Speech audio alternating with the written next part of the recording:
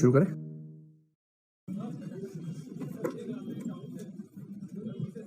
हाँ, हाँ।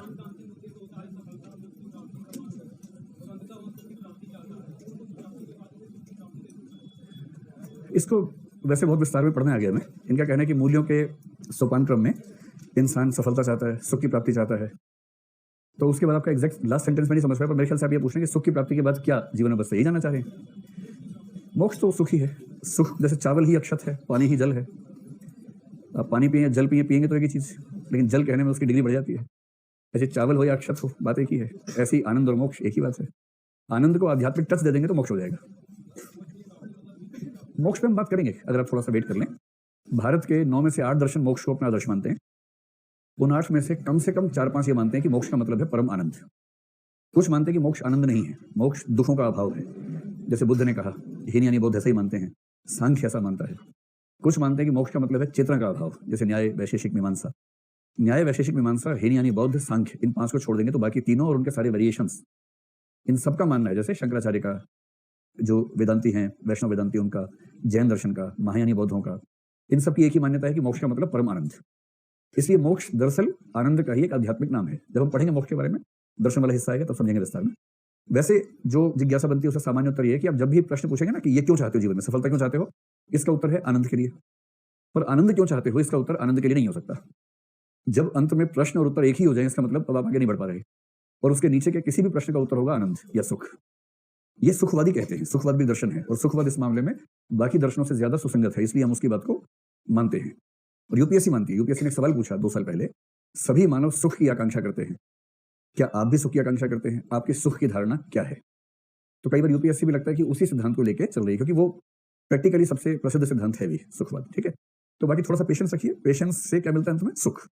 उसके लिए थोड़ा सा उसके लिए रखिए तो मिलेगा, आनंद मिलेगा। प्रश्न जो इथिक्स में, मैं केवल उनको पढ़ देता हूँ। मूल्य की विशेषता है कि यह नैतिक आदर्श होते हैं, ये यथार्थ का वर्णन नहीं करते। इसका एक उदाहरण देकर समझाइए। यथार्थ का मतलब जो दुनिया में चल रहा है, आदर्श का मतलब दुनिया जैसी होनी चाहिए। तो जैसे हम कहीं ईमानदारी, दुनिया में हर व्यक्ति ईमानदार है नहीं, पर दुनिया में हर व्यक्ति को ईमानदार होना चाहिए। तो ईमानदारी क्या है? चाहिए वाली चीज है, शुड बी और टू बी वाली चीज है, न कि डिस्क्रिप्शन है हमारे रियल वर्ल्ड का। तो हर मूल्य ये बताता है कि दुनिया को कैसा होना चाहिए, न कि ये बताता है कि दुनिया एग्जैक्टली ऐसी है। इस सेंस में कहा कि मूल्य आदर्श है। असल में विज्ञान 2 प्रकार के माने जाते हैं, एक डिस्क्रिप्टिव, एक नॉर्मेटिव। तो डिस्क्रिप्टिव है फिजिक्स, केमिस्ट्री, बायोलॉजी। ये विज्ञान ये नहीं बताते हैं कि दुनिया कैसी होनी चाहिए, ये बताते हैं कि दुनिया कैसी है। नॉर्मेटिव साइंसेज या नॉर्मेटिव डिसिप्लिन वो हैं जो बताते हैं कि दुनिया को कैसा होना चाहिए। तो इथिक्स एक नॉर्मेटिव डिसिप्लिन है, न कि डिस्क्रिप्टिव डिसिप्लिन है, ये कहने का भाव है। किसी नई चीज का मूल्यांकन करना हो तो उसके लिए मूल्यों को आधार बनाते हैं। इसको भी उदाहरण से स्पष्ट कीजिए। कुछ भी नया है, मान लीजिए, जैसे मान लीजिए कि पहली बार किसी ने इंटरनेट का आविष्कार किया, और हमारे समाज में पेरेंट्स से बच्चों ने कहा कि पापा घर पे इंटरनेट लगवा दो, मम्मी घर पे इंटरनेट लगवा दो। पापा मम्मी को पुराने प्रश्नों के उत्तर पता है कि क्या करना है, क्या नहीं करना है बच्चों के लिए, कहाँ मना करना है, कहाँ बोलना है। ये नया प्रश्न आ गया। अब वो क्या करेंगे? इंटरनेट लगवाना ठीक रहेगा या नहीं, इसका मूल्यांकन करेंगे अपने मूल्यों के आधार पर, कि इससे डिसिप्लिन का मूल्य बढ़ेगा या कम होगा बच्चों में, इससे बच्चों में स्वावलंबन बढ़ेगा या कम होगा। तो जो मूल्य हमारे दिमाग में पहले से है, उन मूल्यों की कसौटी पर किसी भी नई चीज का मूल्यांकन करके हम फैसला करेंगे कि वो ठीक है या गलत है। कुछ भी ऐसा नया होगा तो हम मूल्यांकन करेंगे उसी कसौटी पर जो पहले से मूल्यों के रूप में हमारे पास बनी हुई है। नैतिकता और धर्म में क्या समानता करेंगे, शायद आज ही हो जाएगा विस्तार में, तो कल तो होगा ही होगा। इसके बाद है, in your previous lecture you talked about aptitude, you said that your aptitude is decided by your genetics. देखो, मैंने ऐसा बिल्कुल नहीं कहा कि एप्टीट्यूड जेनेटिक्स से डिसाइड हो जाता है। मैंने ये कहा कि एप्टीट्यूड के डिसीजन में जेनेटिक्स की बड़ी भूमिका होती है। मैंने उसी समय ये वाक्य बोला था कि ऐसा हो सकता है कि बहुत अभ्यास करने से हम थोड़ा बहुत चेंज कर लें उसमें, क्योंकि सिर्फ जेनेटिक्स का मामला नहीं है, पर जेनेटिक्स का ठीक ठाक आधार है जो हमारे एप्टीट्यूड को डिफाइन करता है। और जब हम पढ़ेंगे इंटेलिजेंस, मैं आपको वो थियरीज बताऊंगा, स्टडीज बताऊंगा, किस वैज्ञानिक ने क्या अध्ययन किया, उसके क्या निष्कर्ष हैं, हम सबको कोट करेंगे। हवा में कोई बात नहीं करनी है, ना मुझे करनी है ना आपको करनी है, बहुत प्रमाणों के साथ बात करनी है। I want you to throw light upon neuroplasticity as it suggests that your brain is not concrete but it is plastic. एक काम कीजिए ना, जैसे इंटेलिजेंस पढ़ेंगे उसके बाद एप्टीट्यूड पे आएंगे, तो उस समय हम इसको डिस्कस कर लेंगे। न्यूरोप्लास्टिसिटी जो मैं समझ पा रहा हूँ, बिना इस शब्द को जाने, जो उसके संधि विच्छेद से समझ पा रहा हूँ, वो ये है कि हमारा दिमाग फ्लूइड स्टेट में रहता है, ठोस अवस्था में नहीं होता है। और फ्लूइडिटी की वजह से यह संभावना है कि वो नई नई शेप्स ले सके, नए नए रूप में सामने आ सके, नई क्षमताएं जो हम नहीं जानते उनको डेवलप कर सके, जितना मैं समझ पाता हूँ। इन सबकी जो स्टडीज है, उसको कोट करके समझेंगे क्या निष्कर्ष हैं स्टडीज के। और अब अभी ये तनाव मत लीजिए। No moral values are based on absolute reason. They are made for the sake of selfish existence of humans and societies. In this case, there seems to be no reason for a man who is powerful enough to not escape these rules. ये बात सही है, तो प्रश्न ही है। एक प्रश्न आया था एक बार, वो प्रश्न आया था फिलोसफी के पेपर में। एक धर्मनिरपेक्ष व्यक्ति यह बता नहीं सकता कि उसे नैतिक क्यों होना चाहिए। जॉर्ज मेवरोड्स एक दार्शनिक हुए, उनकी स्टेटमेंट है। ये प्रश्न ही पूछा जो आप पूछ रहे हैं, दरअसल वही प्रश्न है। जब पढ़ेंगे धर्म नैतिकता उसमें ये सब कर लेंगे प्रश्न। चलिए अब ये बताएं कि परसों की क्लास में अंतिम विषय मेरे ख्याल से ये चल रहा था कि मूल्य स्थिर हैं या परिवर्तनशील है, ठीक है। तो रिकैप देने की जरूरत तो है नहीं, आपको सारा ध्यान हो गई। हमने परसों सिर्फ मूल्यों की पढ़ाई की कि मूल्य क्या है, सबसे पहले मूल्य क्या है, फिर उनकी विशेषताएं पढ़ी, फिर उसका वर्गीकरण पढ़ा। और वर्गीकरण बहुत सारे हैं, है ना। साधन मूल्य, साध्य मूल्य सबसे पहला वर्गीकरण है। एक शब्द मैं आपको और समझाना चाह रहा हूं, आज आपको थोड़े से नोट्स मिलेंगे, उसमें इसका जिक्र आएगा, तो आपको ये ना लगे कि बताया नहीं। मूल्यों का एक वर्गीकरण ये भी होता है कि कौन से मूल्य सकारात्मक है, कौन से मूल्य नकारात्मक है, पॉजिटिव वैल्यूज और नेगेटिव वैल्यूज, एक क्लासिफिकेशन ये भी हो सकता है। इसका मतलब सिर्फ इतना होता है कि हमारा समाज कौन सी चीजें करने पर बल देता है और कौन सी चीजें नहीं करने पर बल देता है। सकारात्मक मूल्य का मतलब है आदर्श चीजें जो करनी चाहिए, और नकारात्मक का मतलब है वो चीजें जिनका मूल्य नेगेटिव है, माइनस में है, जो नहीं करना चाहिए। तो जो चीजें करना बुरा है उसको बोलते हैं नकारात्मक मूल्य, और जो चीजें करनी चाहिए किसी समाज के हिसाब से उनको बोलते हैं सकारात्मक मूल्य। तो कहीं ये शब्द है पॉजिटिव और नेगेटिव वैल्यूज, तो इसका मतलब ये हुआ जैसे अहिंसा, सद्भाव, भाईचारा, ये कहें सकारात्मक मूल्य हैं। हिंसा, नफरत, ये सब कहें नकारात्मक मूल्य हैं सामान्य स्थितियों में। रेयर कंडीशंस में नकारात्मक मूल्य सकारात्मक हो जाएगा और सकारात्मक नकारात्मक हो जाएगा, लेकिन सामान्य स्थितियों में कुछ मूल्य सकारात्मक रहेंगे और कुछ नकारात्मक रहेंगे, ठीक है। फिर आपने पढ़ा कि मूल्य वस्तुनिष्ठ हैं या आत्मनिष्ठ हैं, और फैसला ये हुआ था कि कुछ मूल्य वस्तुनिष्ठता के नजदीक हैं, कुछ आत्मनिष्ठता के नजदीक हैं या बीच में हैं, लेकिन कोई भी मूल्य पूरी तरह से वस्तुनिष्ठ या पूरी तरह से आत्मनिष्ठ नहीं हो सकता। उसके बाद हम उस प्रश्न पे आ गए थे जो भी हम पढ़ रहे हैं कि मूल्य स्थिर हैं या परिवर्तनशील हैं। और मैंने आपसे कहा था कि किसी भी चीज के परिवर्तनशील होने के तीन आयाम होते हैं, एक होता है स्पेस, एक होता है टाइम, एक है सिचुएशंस। हमने चलते चलते उस दिन समझ लिया था कि स्पेस के हिसाब से भी मूल्य चेंज हो जाते हैं, टाइम के हिसाब से भी मूल्य चेंज हो जाते हैं, और सिचुएशंस के हिसाब से भी मूल्य चेंज हो जाते हैं। इसके तो लाखों एग्जांपल्स हो सकते हैं, अगर आपके पास एक एक एग्जांपल तीनों का है तो इसका उत्तर लिखने के लिए पर्याप्त आधार आपके पास है। तो टाइम के हिसाब से मूल्य बदलते हैं, इसका सबसे आसान एग्जांपल ये है कि आप देखेंगे किसी भी पीढ़ी को लगता है कि उसके समय में सामुदायिकता का जो भाव था वो उसके बाद की पीढ़ियों में कम होता गया है। जैसे आपकी पीढ़ी शायद वो पीढ़ी नहीं है जिसके स्कूल के टाइम में फेसबुक आ गया था, ये आ गया था आपके टाइम पे, मतलब आप लोग लगभग उस संक्रमण काल के लोग हैं कि उसके समय में आ गया होगा, उसके समय में नहीं आया होगा, है ना। तो अब जो नई पीढ़ी है उसके पास तो फेसबुक है बचपन से ही है, इंस्टाग्राम भी है, सब कुछ है। और हमसे एक पीढ़ी पहले वो लोग हैं जिनके पास फेसबुक आया तो बुढ़ापे में आया, और उसके एक पीढ़ी पहले नहीं आया उनके सामने, तो फेसबुक पूर्व पीढ़ी है, इंटरनेट पूर्व पीढ़ी है इतिहास में। तो आप किसी भी बूढ़े व्यक्ति से बात करेंगे तो उसको बार बार लगता है कि जो पहले बात थी ना, लोग मिलकर रहते थे, सामुदायिकता थी, परिवार संयुक्त होते थे, सब चीजें जुड़ी हुई थी, अब सब अलग हो गया, कोई किसी को नहीं पूछता है। किसी भी समाज के इतिहास को उठा लीजिए, हर नई पीढ़ी पिछली पीढ़ी की तुलना में सामुदायिकता को कम और इंडिविजुअलिटी को ज्यादा महत्व देना चाहती है। तो मैं मोटी सी बात कह सकते हैं कि टाइम के हिसाब से देखें तो कलेक्टिविज्म की तुलना में इंडिविजुअलिज्म, सामूहिकता की तुलना में वैयक्तिकता का मूल्य बढ़ता जाता है। ये एक सामान्य प्रक्रिया आपको दिखेगी समाजों के इतिहास में। वैयक्तिकता, वैयक्तिकता ऐसे लिखते हैं, कई लोग बहुत नमूना टाइप का लिखते हैं ऐसे, ये गलत होता है, अगर आप ऐसा लिखते भी हैं तो ऐसा मत लिखिएगा, ऐसे लिखिए वैयक्तिकता, इंडिविजुअलिटी, ठीक है। स्पेस का मतलब भौगोलिक स्थान के हिसाब से, तो मैंने एक दो एग्जांपल दिए थे, जैसे किसी कठिन प्रदेश के व्यक्ति के अंदर कौन सा मूल्य होगा, हार्ड वर्क का, मेहनत का मूल्य होगा, और किसी सरल प्रदेश के व्यक्ति के भीतर वो मूल्य नहीं होगा। तो उसी एग्जांपल से काम चला लेंगे। सिचुएशंस मैंने बताया था कि जैसे युद्ध काल की स्थितियां हो और शांति के समय की स्थितियां हो, तो इन दोनों स्थितियों में जो मूल्य होंगे अलग अलग हो जाएंगे। युद्ध से घिरे हुए समाज में साहस का मूल्य केंद्र में होगा, और शांति वाले समाज में सौहार्द, सद्भाव, प्रेम, भाईचारा, ये सब मूल्य केंद्र में होंगे। इसका मतलब मूल्य कोई स्थिर वस्तु है या परिवर्तनशील वस्तु है, परिवर्तनशील वस्तु है। लेकिन एक अंतिम बात ये कि कोई भी मूल्य बिना बात के नहीं बदलता है कि मूल्य सच है कि मुझे 5 साल हो गए चेंज होना चाहिए, मुझे मैं चेंज हो जाता हूं, ऐसा नहीं होता है।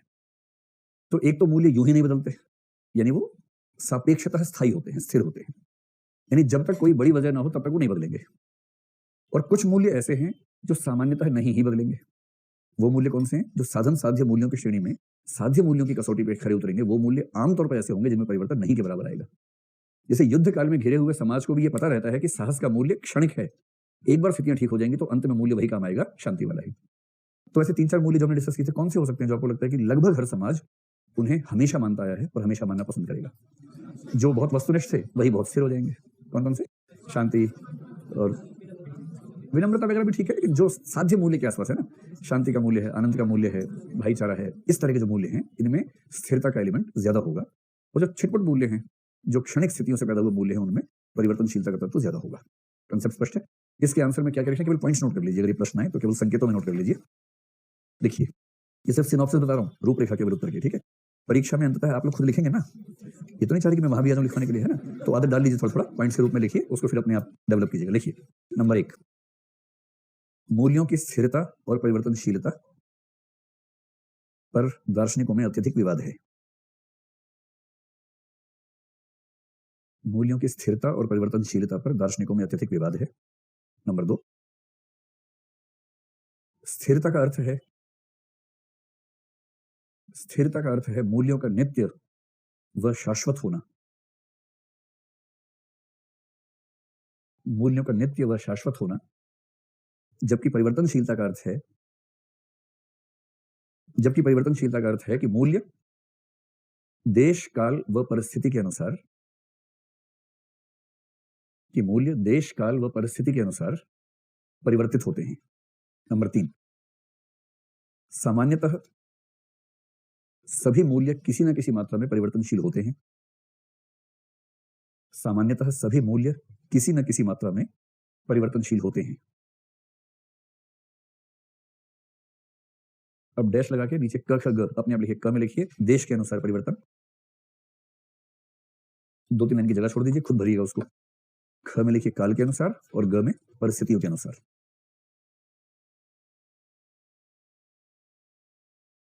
देश काल परिस्थिति। अब आई नंबर 4, किंतु इसका अर्थ यह नहीं है कि मूल्य अनावश्यक रूप से परिवर्तित होते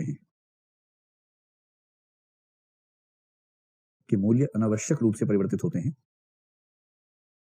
सामान्यतः उनमें स्थायित्व की प्रवृत्ति होती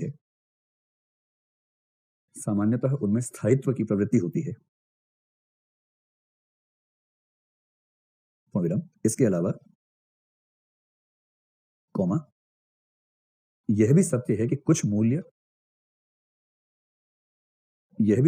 कुछ मूल्य लगभग प्रत्येक देशकाल परिस्थिति में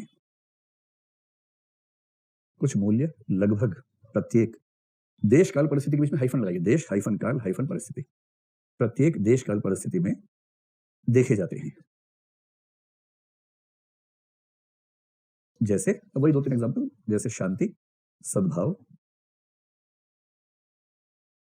आदि के मूल्य। ठीक, अब इस चीज को आगे बढ़ाने से पहले 2 शब्द आपको बताने जरूरी है। यहां से आप थोड़ा सा फिलॉसफी को टच करना शुरू करेंगे। देखिए वो क्या 2 शब्द हैं, फिर उन शब्दों के बेस पर हम अगले टॉपिक्स पे पहुंचेंगे। एक शब्द है डीओंटोलॉजी। मैं इसे हिंदी अनुवाद बताऊंगा, अभी आप अंग्रेजी में नोट कीजिए इसको, डीओंटोलॉजी। और दूसरा शब्द है टीलियोलॉजी। दर्शन का टॉपिक पढ़ेंगे तो नंबर 5 पे, पर उसका बीच बीच में जिक्र आता रहेगा क्योंकि उससे बच नहीं सकते, कहीं कहीं उसको लेना ही पड़ेगा। एथिक्स की दुनिया में जितने दर्शन हैं, आप उन सभी दर्शनों को मोटे तौर पर 2 वर्गों में बांट सकते हैं। बहुत हो तो एक तीसरा वर्ग है वर्च्यू। डीओंटोलॉजी की स्पेलिंग है DEONTOLOGY, टीलियोलॉजी है TELEOLOGY और वर्च्यू है VIRTUE, वर्च्यू। ठीक, डीओंटोलॉजी को हिंदी में कहना हो तो जो आतंकवादी लोग हैं वो बोलते हैं परिणाम निरपेक्षवाद। यहां आतंकवादी का मतलब भाषाई आतंकवाद से है, असली आतंकवादी को तो पता भी नहीं हुआ है क्या होता है। तो डीओंटोलॉजी का हिंदी अनुवाद है परिणाम निरपेक्षवाद। इसी को सरल भाषा में कह देंगे तो इसको कहेंगे नियमवाद, और इसी को कुछ और लोग कहते हैं कर्तव्यवाद। ये एथिक्स की फिलॉसफी का एक वर्ग है, एक स्कूल ऑफ थॉट है। ठीक, जो टीलियोलॉजी है इसका हिंदी अनुवाद आतंकी भाषा में है परिणाम सापेक्षवाद। और कुछ लोग इसको आसान करने के लिए बोलते हैं परिणामवाद। हालांकि दर्शन में परिणामवाद का मतलब कुछ और होता है, लेकिन जीएस में इतना घपला चलता है। अब धूमधाम से इतना घपला कीजिए, कोई समस्या नहीं है, परिणामवाद। ठीक, अंग्रेजी में भी इसके लिए एक शब्द है कॉन्सिक्वेंशियलिज्म, वो भी चलता है, लेकिन मेरे ख्याल से आपसे पूछेंगे तो शायद ये पूछेंगे। आप एक शब्द चाहे तो नोट कर लें, कॉन्सिक्वेंस से बना है, कॉन्सिक्वेंशियलिज्म। तो ये लगभग वही चीज होती है, टीलियोलॉजी या कॉन्सिक्वेंशियलिज्म। ठीक है, हिंदी में परिणामवाद, परिणाम सापेक्षवाद, वही बात है। जो वर्च्यू एथिक्स है उसकी जरूरत हमें यहां नहीं है, क्योंकि नाम बता रहा हूं ताकि पता रहे कि 3 शाखाएं हैं। इसको बोलते हैं सद्गुण। मध्य प्रदेश पीसीएस ने पिछले पेपर में पूछा है कि सद्गुण क्या है, व्हाट इज वर्च्यू। तो वर्च्यू मूल्य जैसा ही मामला होता है, हम 2 या 3 दिन में से समझेंगे विस्तार में। ठीक, अब आप मुझे ये बताएं कि झूठ बोलना पाप है कि पुण्य है। अब देखिए 2 ही दिन में आप लोग इतने सियाने हो गए ना, प्रश्नों का सीधा जवाब नहीं दे रहे मुझे। जबकि 2 दिन पहले आप बड़े सरल व्यक्ति थे और प्रश्नों का सीधा जवाब दिया करते थे आप लोग। जी, परिस्थितियों के अनुसार, क्या बात, गजब। 2 ही दिन में देखो, मेरी बिल्ली मुझे को म्याऊं एकदम। चलिए कोई बात नहीं। ठीक है, फिर तो कुछ कहने की बात ही नहीं है। दो तरह के लोग हैं दुनिया में। आपने देखा होगा कि आपके घरों में कुछ लोग होते हैं उसूल के पक्के, नियम के पक्के। जैसे कुछ ऐसे होते हैं कि मंगल को व्रत रखना है तो रखना है, चाहे कुछ भी हो जाए। फ्राइडे को हो गया डिहाइड्रेशन उनको, 3 दिन हॉस्पिटल में रहे, पाइप लगी रही, सोमवार निकल गया उसमें। सोमवार की शाम को डॉक्टर ने कहा अब आप ठीक है, आपका वजन 4 किलो कम हो गया है, कल खूब जम के खाना खाना तो स्वस्थ हो जाओगे, वरना चक्कर आके गिर जाओगे। और क्या, अगर नहीं कल तो मंगलवार है। डॉक्टर समझा रहा है कि देखो 3 दिन से मंगल ही चल रहा था आपका, अब अमंगलवार हो जाएगा अगर आपने फास्ट रखा तो, मंगल नहीं अमंगल हो जाएगा। पर जिद होती है, स्पेशली अगर 60 साल का आदमी हो चुका हो। और कह रहा ना, मंगल को नहीं खाऊंगा चाहे कुछ हो जाए। तो उससे मंगल को नहीं खाया और बुध को राम नाम साथ हो गया। खाया नहीं, चक्कर आया, नहीं झेल पाया, गिरा ऐसी जगह, धम से सिर पटका और फवारा छूट गया वहां पर।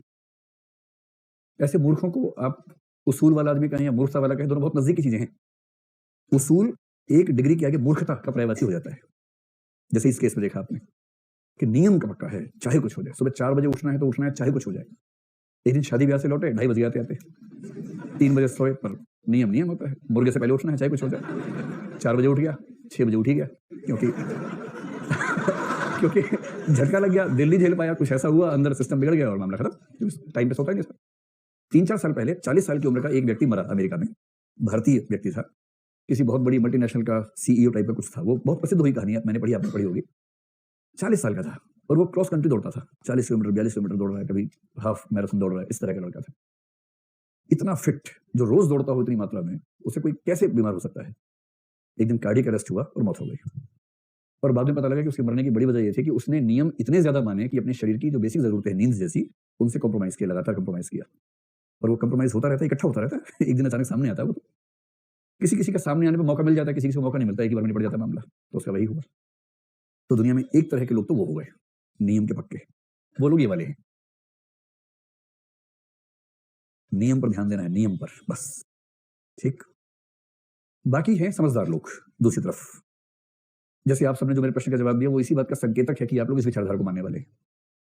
इनका मानना है कि क्या ठीक है क्या गलत है, इसका फैसला उस कृत्य के परिणाम से होगा, किसी नियम से नहीं होगा, परिणाम से होगा। तो जैसे मैंने आपसे कहा कि झूठ बोलना पुण्य है कि पाप है, आपने कहा परिस्थिति से तय होगा, जिसका मोटा मोटा मतलब यही है कि अगर झूठ से किसी की जान बच रही है तो झूठ अच्छा है।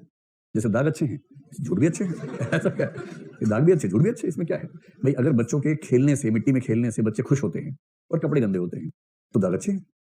अगर आपके झूठ बोलने से किसी का खून थोड़ा सा बढ़ जाता है और समाज का नुकसान नहीं हो रहा, आपका एक दोस्त एंग्जाइटी डिप्रेशन का शिकार है क्योंकि उसकी पढ़ाई कमजोर चल रही है, आपने उसको झूठ मूठ कुछ बोल के खुश कर दिया, उसका टेम्परामेंट थोड़ा बेहतर कर दिया, झूठ बोला आपने। उसने एक आंसर लेके दिया, बहुत रद्दी सा लिखा, पर आपने उसकी इतनी तारीफ कर दी कि उसे कॉन्फिडेंस आ गया। ऐसा झूठ बुरा है कि अच्छा है? तो अच्छा है, ऐसा झूठ क्यों बुरा मानेगा? पर ये वाले मूर्ख इसको बुरा मानेंगे और ये लोग कहेंगे कि कोई कृत्य नैतिक है नहीं, इसका फैसला केवल परिणाम से होगा। और परिणाम अच्छा है तो झूठ भी अच्छा है, और परिणाम बुरा है तो सच भी बुरा है। कुछ यूं समझें कि आप अपने घर में अचानक से नॉक किया, आपने दरवाजा खोला, एक आदमी खून में लथपथ अंदर घुसा, उसने कहा दीदी या भैया जो भी है, मेरी जान बचा लीजिए, 3 बदमाश मेरे पीछे पड़े हो, जान से मार देंगे, और वो आपके घर में छुप गया। जब तक आप कुछ समझते, 2-3 लोगों ने नॉक किया, आपने दरवाजा खोला, उनके हाथ में पिस्तौल है, चाकू है, उन्होंने फोटो दिखाई कि ऐसा आदमी देखा है, हम उसे ढूंढ रहे हैं। आपको सच में नहीं पता एग्जैक्टली क्या सिचुएशन है, लेकिन आपको लगा कि अगर मैंने सच बोल दिया तो मर जाएगा। तो आपने कहा नहीं मैंने नहीं देखा, यहाँ तो कोई नहीं आया। आपकी बात पर भरोसा करके वो चले गए, उस व्यक्ति की जान बच गई। ये अच्छा है झूठ या बुरा है? अच्छा है।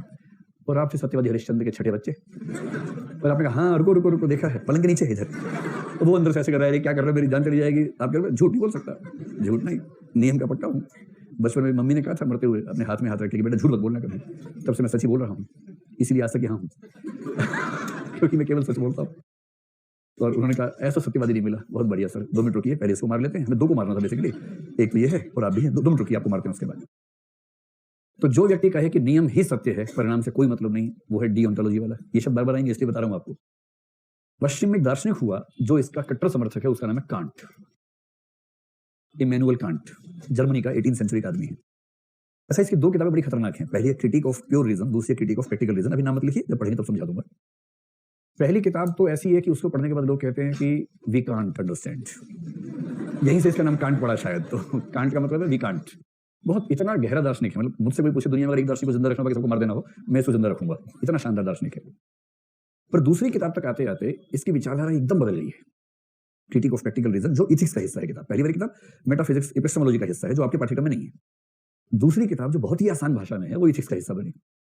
और 2 दिन पहले इतिहास के एक प्रोफेसर डीयू के, उनसे मेरी बात चल रही थी, संयोग से कांट के बारे में बात चल रही थी। मुझे बहुत रिवीलिंग फैक्टर्स उन्होंने बताया। उन्होंने पूछा कि आपको नहीं लगता कांट पे गीता का असर है? मैंने कहा कांट और गीता में समानताएं तो बहुत सारी हैं, अभी असर है या 2 बुद्धिमान लोगों ने संयोग से एक जैसा सोचा, ये कहना मुश्किल है। तब उन्होंने मुझे 2-3 प्रमाण बताए कि 18th सेंचुरी में जब कांट सेकंड बुक लिख रहा था, ठीक उससे पहले एशियाटिक सोसाइटी ने गीता का अनुवाद अंग्रेजी और जर्मन में कर दिया था। और इस बात के प्रमाण है कि कांट एशियाटिक सोसाइटी से कनेक्टेड था। तो मैंने कहा अगर ये है फिर तो थियरी चेंज हो जाएगी, क्योंकि इसके विचारधारा पे गीता से इतनी नजदीकी दिखती है। जैसे गीता कहते हैं ना, कर्म किए जा, फल की चिंता मत कर, फल परिणाम की चिंता मत कर, कर्म किए जा। तो भारतीय दर्शन में गीता डीओंटोलॉजी के आसपास है, एग्जैक्टली वो नहीं है। कांट तो पक्का डीओंटोलॉजिस्ट है, गीता उसके नजदीक है। हम पढ़ेंगे, दोनों की तुलना पढ़ेंगे तब समझेंगे। पश्चिम में जो सबसे प्रसिद्ध हुए इस विचारधारा में एक बेंथम, एक मिल, 2 व्यक्ति बहुत प्रसिद्ध हैं, दोनों उपयोगितावादी हैं। यूटिलिटेरियनिज्म एक विचारधारा है, उपयोगितावाद उससे समर्थक है। उपयोगितावादी लगभग अनिवार्यतः सुखवादी होता है और सुखवादी अनिवार्यतः टीलियोलॉजिस्ट होता है। ये लिंक आपको समय के साथ समझ में आ जाएंगे। ये कहते हैं हमें इस बात से मतलब ही नहीं है कि नियम क्या है, मतलब है कि रिजल्ट अच्छा होना चाहिए। जिस चीज से रिजल्ट कुल मिलाकर सबके हित में है वो बेहतर है। और ये कंसेप्ट समझाने के लिए एक बहुत प्रसिद्ध फिलोसोफर हुआ, उसका नाम है पैट्रिक नोवेल स्मिथ। आप चाहें तो उसका नाम लिख लें, कभी मौका मिले तो इनको कोट कीजिएगा। पैट्रिक नोवेल स्मिथ ने इन दोनों विचारधाराओं का अंतर बहुत विस्तार में समझाया। और पैट्रिक नोवेल स्मिथ खुद एक उपयोगितावादी है, यूटिलिटेरियन है। अगर मैं आपसे पूछूं कि अगर वो उपयोगितावादी है तो वो इनमें से किस पक्ष में खड़ा होगा? बोलने में दिक्कत हो रही है, 1 और 2 बोल दीजिए, 1 के या 2 के? 2 के। तो पैट्रिक नोवेल स्मिथ इस परंपरा से है और उसने साबित करने का प्रयास किया कि क्यों टीलियोलॉजी डीओंटोलॉजी से बेहतर है। मैं आपको थोड़ा सा उसका तर्क समझाता हूं और फिर मैं आपको समझाऊंगा इसमें दिक्कत क्या है, हमें एथिक्स की दुनिया में इन विचारधाराओं का संकट क्यों है, क्यों समस्या आती है। उसने जो एग्जांपल दिया थोड़ा सा अजीब सा है, लेकिन क्योंकि आप सब लोग 18 साल से ऊपर की उम्र के हैं इसलिए आप समझ सकते हैं उस बात को। आप में से कोई 18 से कम का तो नहीं है? 18 साल के नहीं है आप? तो बाहर जाओ 10 मिनट के लिए। जैसे घर में नहीं होता, बच्चों को भेज देते कि जाओ कोई दृश्य आने वाला, आप जाओ बाहर थोड़ा सा। और बच्चा सबसे पहले वो देख चुका होता 6 बार पहले ही। बच्चा कहता है मुझे पता है क्या है यार, आप देखो ना, शर्मा मत मुझसे, आप देख लो, कोई बात नहीं। बहरहाल तो वो एक सिचुएशन उसने रखी, उसने नैतिकता के दोनों प्रकारों में भेद किया, एक निबंध लिखा बड़ा अच्छा सा। तो सिचुएशन ये है कि एक पति पत्नी है, ए और बी मान लीजिए उनको। पति पत्नी सुनते के लोग मुस्कुराने लगे अचानक। लगता है कुछ रोचक कहानी आने वाली। भाई बहन बोलूंगा तो बात ही नहीं करेंगे, है ना? क्योंकि हार्मोन्स का मामला है ना, आप लोग की उम्र ऐसी है कि दिमाग एक खास तरीके से ही काम करता है। तो खैर उसने ऐसा एग्जाम्पल दिया जो आपकी रुचि का हो सकता है बहुत ज्यादा।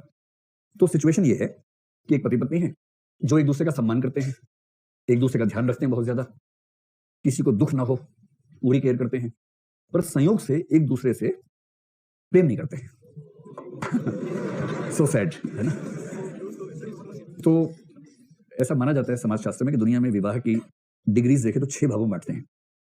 उनमें से लगभग 1/6 विवाह दुनिया भर में ऐसे हैं जिनको एम्प्टी शेल मैरिज कहते हैं, यानी वहां पति पत्नी साथ साथ हैं, एक छत के नीचे हैं, और उनमें पति पत्नी जैसा संबंध नहीं है।